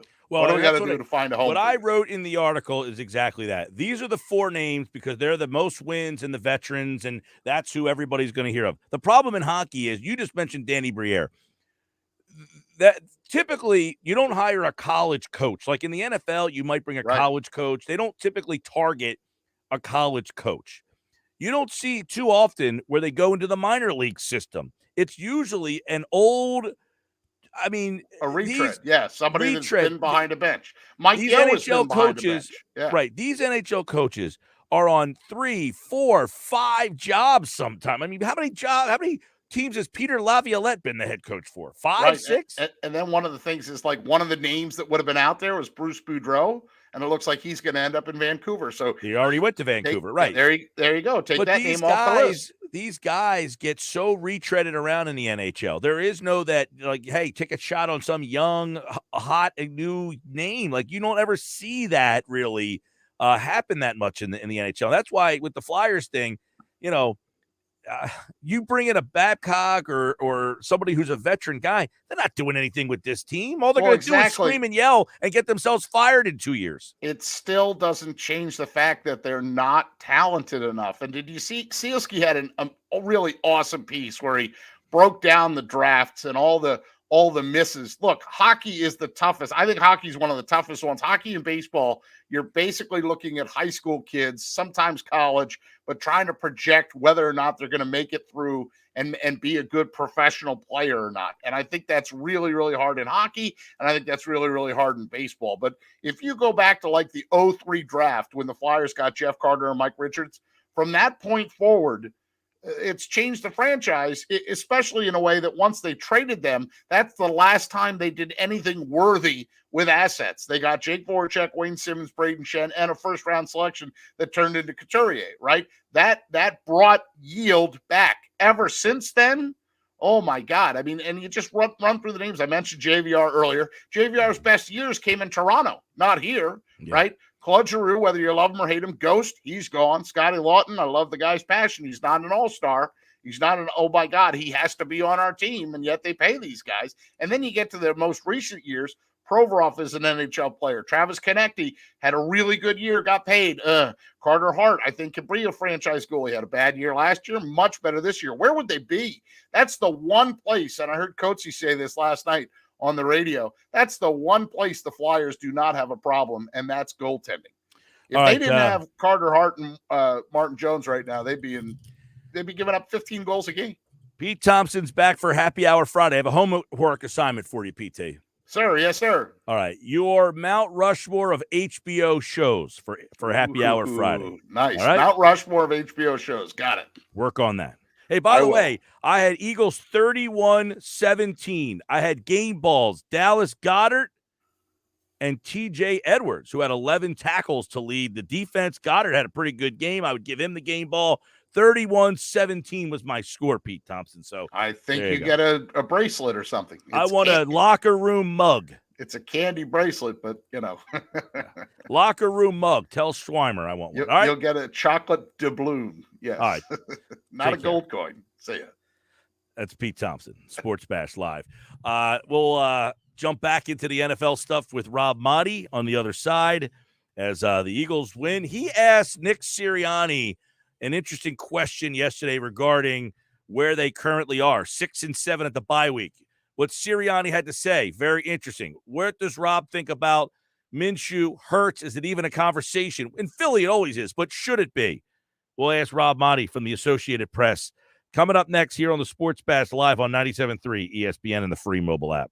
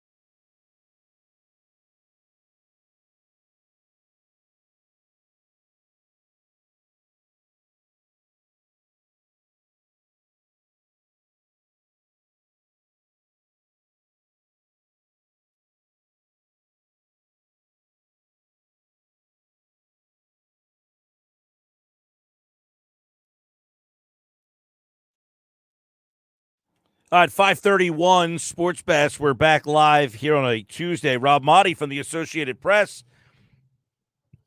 He's brought to you by Resorts Casino Hotel in Atlantic City. He is taking a look at the Eagles at 6-7. They're the 8th seed in the current NFC playoff standings. And I guess at this point, Rob, we have we should come to the realization anyway that the Eagles are playing meaningful December football games. And I don't know that many people thought that at the beginning of the year, but they're probably going to be in this thing for the rest of the year.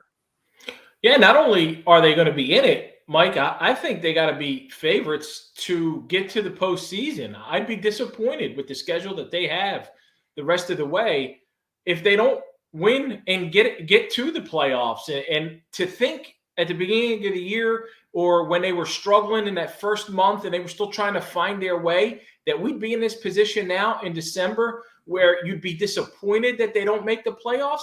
They've come a long way. And for me, I know I wanted to take out of this season whether or not you have a quarterback of the future in Jalen Hurts. That still may be undecided, but you still might end up going to the playoffs and not have that top question answered. That is kind of crazy. We obviously saw another quarterback play the game on Sunday. It was reported on Saturday night that, hey, look, doesn't look like Hurts is going to play. Sunday it was confirmed. Gardner and Minshew came in, and then not only did he play, he plays pretty well. I mean, he throws 20 of 25, 2 touchdowns. So now you're at this point where you have a whole 2 weeks to kind of look at this, think about it. Is Nick Sirianni really thinking about his quarterback position? I don't think he's thinking about replacing Jalen Hurts at all. I believe him when he says Jalen's going to be out there when he's healthy, and he should be out there when he's healthy. Gardner Minshew did what he's supposed to do. He stepped in as a backup against a bad football team and was excellent. He was outstanding. He was 20 of 25. He led the offense, and he did his job, and the Eagles won. And now what you do, you go back to your starting quarterback as soon as he's healthy because you got 4 games left in the season. They're meaningful football games. And you're going to try and learn as much as you can about Jalen Hurts over this final month and into January because they're playing 2 games because the season doesn't end until the 9th, but there's a real chance they could play beyond that. And I think it's very important for Jalen's development and for the future of the football team.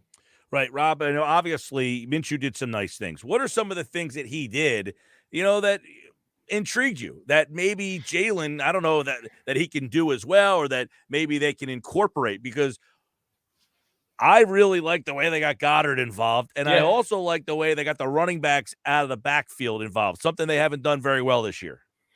Yeah, Goddard was involved after a week where he didn't do anything against the Giants, and the screen game was involved. And I don't know how much that's on Minshew or the play calling, right, to get the screens, to get the running backs involved that way. Maybe the one thing that you can look at with Minshew is perhaps the ball he threw is a little bit more catchable at times than Jalen's.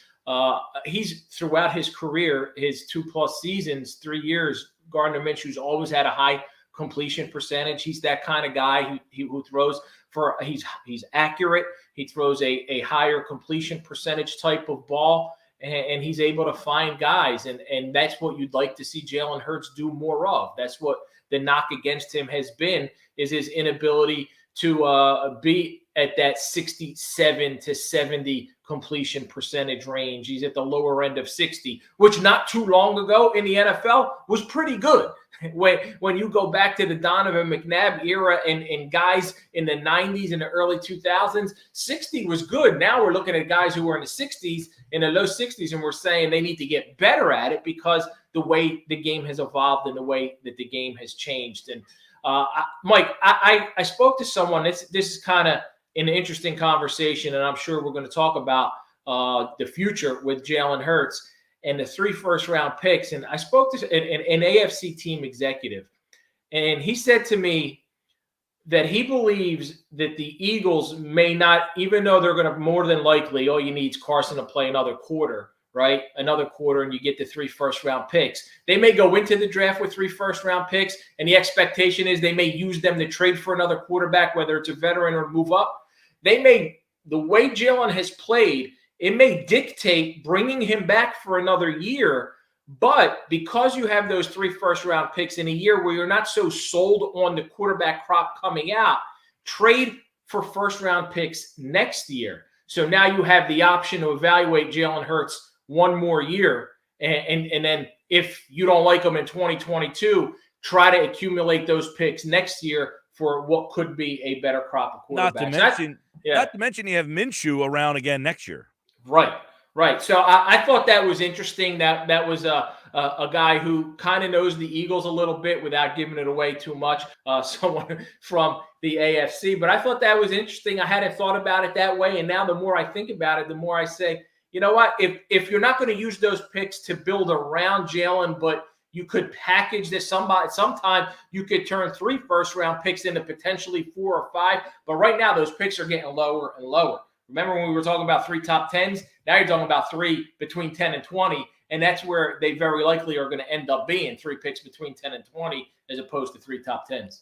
Hey, guess what? 3 is still 3. I'm not going to be greedy. If you give me 3 first-round picks, I feel like I can get a guy or hopefully 2 and maybe even 3, and that could really change the dynamics of this team and where they are right now. You just think about adding 3 potential first-round picks to where this team is right now. I mean, they really lack, another playmaker at wide receiver. They probably need 2 guys minimally on the defensive side of the ball with those 3 picks. But, what about the possibility of, Minshew's interesting because, look, I'm not sitting here championing for Minshew.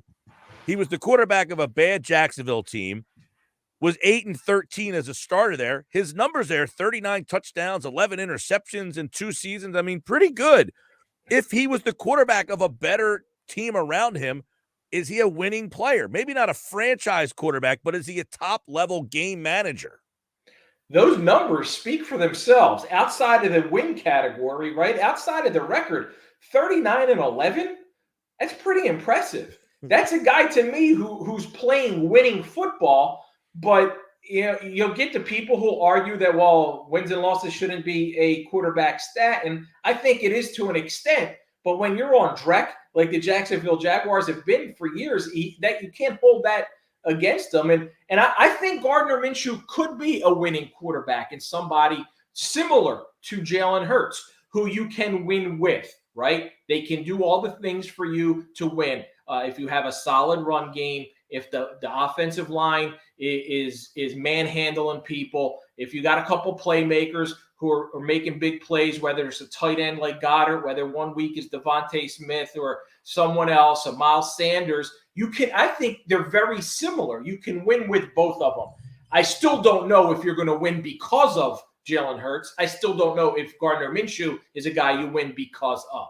And that may be why eventually the Eagles try and upgrade their quarterback position, because they want that guy back there who is going to go out there and win you games. I'm not saying that's what I would do. Right now, I feel like I need to see and evaluate more out of Jalen Hurts.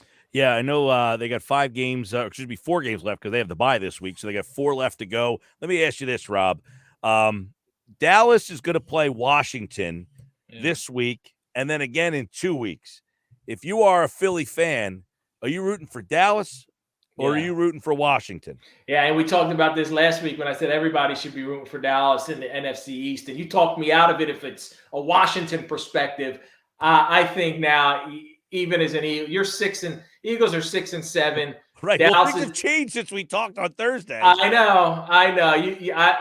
You still root for the Cowboys. The Eagles aren't catching Dallas. They're not catching. You figure if Washington swept Dallas, that would make Dallas come down to, they would be 8-6. Right, and then Eagles win. That's 8. If the Eagles beat them, that's 7 losses, and the Eagles win out. But those 2 Washington wins now propels Washington ahead of you, unless. Well, keep in mind, Philly plays Washington twice. Eagles got. There's a chance. If you hate rooting for Dallas that much, you can hold out hope that way. But I would want to take care of the teams that are directly ahead of me right now, and by Dallas beating if Washington wins and then you come back and beat them right after the bye, you pass them anyway. You're presenting an interesting argument for not rooting for the Cowboys.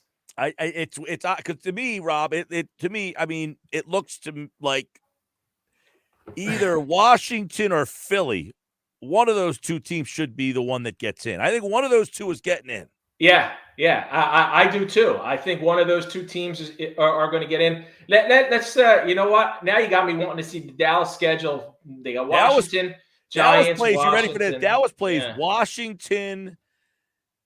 That Arizona Cardinals, game, yeah. 2 Washingtons and the Giants in Arizona. And Philly. And then the Eagles. So they can, if they go 2-2 in the division and lose to the Cardinals, Dallas is 10-7. Man, it's the fact that we're even having this conversation right now. Yeah. It's been a successful year for the Eagles, and they got a losing record. But I don't think you can look at it any other way right now. You asked Nick Sirianni yesterday that, they're coming out of this bye no worse than a game out, or maybe even in the wild card without even playing. And you asked him how far ahead of schedule he thought that this team was. When he got here, you're coming into a 4-win team. He had never coached a game as a head coach before. What did you think of his answer? I wasn't surprised that he didn't say we're ahead of schedule. He went with more of the coach speak and that we're focused on now. We're not looking at it. And he did say, hey, I think I'm disappointed because we could have had some games earlier in the season and we didn't win those. And I agree with him. There's some games that they could have won. Number one being that Giants game or that Chargers game. And then we'd be looking at a team right now who could be 7-6. Or 8-5 even at this point. But I didn't think he would go along with what I was trying to put out there. And that question being, hey, it was a rebuilding season. And here you are. You're going to enter week 15 of your rookie year, no worse than a game out of a playoff spot and potentially tied for even the 6th spot. If the two teams ahead of them lose to teams they should lose to, if Dallas beats Washington and Cincinnati beats the 49ers, the Eagles, San Fran, and Washington are among the teams that'll be 6-7 in 6th place, and you still got a 6 and a 7 seed who gets in. Wild. I think this is going to come down to the last week. I think 2 NFC East teams get in, and who knows, if everything kind of matches out, you might get 3 NFC East teams, depending on what happens around you. I mean, San Francisco would probably have to really bottom out here, but I don't think Minnesota, those South teams, I don't think any of those got the legs to get in, man. Yeah, I don't like the Panthers, the Falcons, or the Saints at this point. And they're all playing each other a bunch of games, so they're going to beat each other up. The Vikings, to me, that was a very disappointing loss that they had. And now they lost to the stinking Detroit Lions. And now they got the Steelers on Thursday night. That's a tough one. They still got the Rams and the Packers. The Vikings aren't getting in. Like when you look at that schedule. So we very likely will have 2 NFC least. That's what it was last year. The NFC least ain't least no more. Now you might have 2 teams and potentially even 3. I didn't look at San Fran's schedule the rest of the way. It's they got a manageable schedule. They got a pretty good one. I think San Francisco is going to get in, and then the winner of the Washington Philly battles, I think, will be the next one. San Fran's is. Well, San Fran, it's a tough one against the Bengals. Last week against the Rams is tough if it matters. On the road against the Titans is tough, but then they got 2 gimmies, Falcons and the Texans. Yeah. So. Rob Motti, at Rob Motti on Twitter from the Associated Press. Faith on the Field. Check that out every Saturday morning at 9, Sundays at 6:30 right here on 97.3 ESPN. All right, Rob, take care, pal. Thanks, Mike. Appreciate it, bud. Good conversation. The NFC wild card is going to be wild. He is brought to you by Resorts Casino Hotel in Atlantic City. We went over our who's in, who's out earlier, and it's just really difficult to navigate. It really is. Even on the AFC side of things, there's no hey, these teams are in. In fact, the 3 wild cards in the AFC are probably more difficult than the NFC because at least the NFC has the Rams that look like they're definitively in. All right, we're getting ready to wrap up a Tuesday show. Brandon Scoop B. Robinson at 6:20 tonight. If you like good NBA conversation, you don't want to miss what he has to say. There's so many rumors surrounding Dame Lillard. Those guys will go over that tonight at 6:20 on game night. And then the game tonight, we got the double dip, Jimmy V Classic, Villanova and Syracuse. later tonight. Texas Tech and Tennessee, two good ones tonight right here on 97.3 ESPN.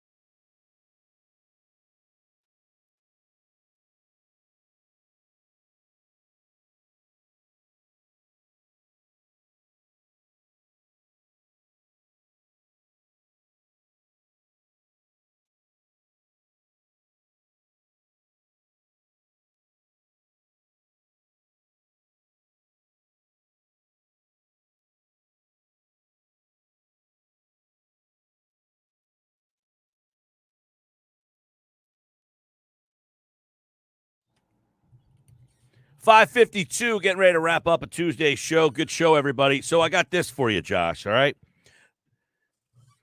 If Dallas, the rest of the way, all right, I just went over the 3 team schedules, Dallas, Philadelphia, and Washington. If Dallas loses both games to Washington, okay, let me pull up the Dallas schedule real quick. If Dallas lost both games to Washington, beat the Giants, lost to Arizona, and then lost to Philadelphia, Right. they would be 9-8. Okay. Yes. Okay. Now, you go to Washington. If Washington beats Dallas both times, gets swept by Philly, and beats the Giants, they would be 9-8. Oh no. All right. Then And if Philly sweeps Philadelphia Washington, sweeps Washington, beats the Giants, and beats Dallas, they would be 10-7. And that's your path to winning the NFC East. So if you're saying, hey, we just talked to Rob, who are you rooting for, Dallas or Washington? If Washington wins both games, then you have a shot to win the division. But you would have to beat Dallas and then also have Dallas lose to Arizona. Not far-fetched.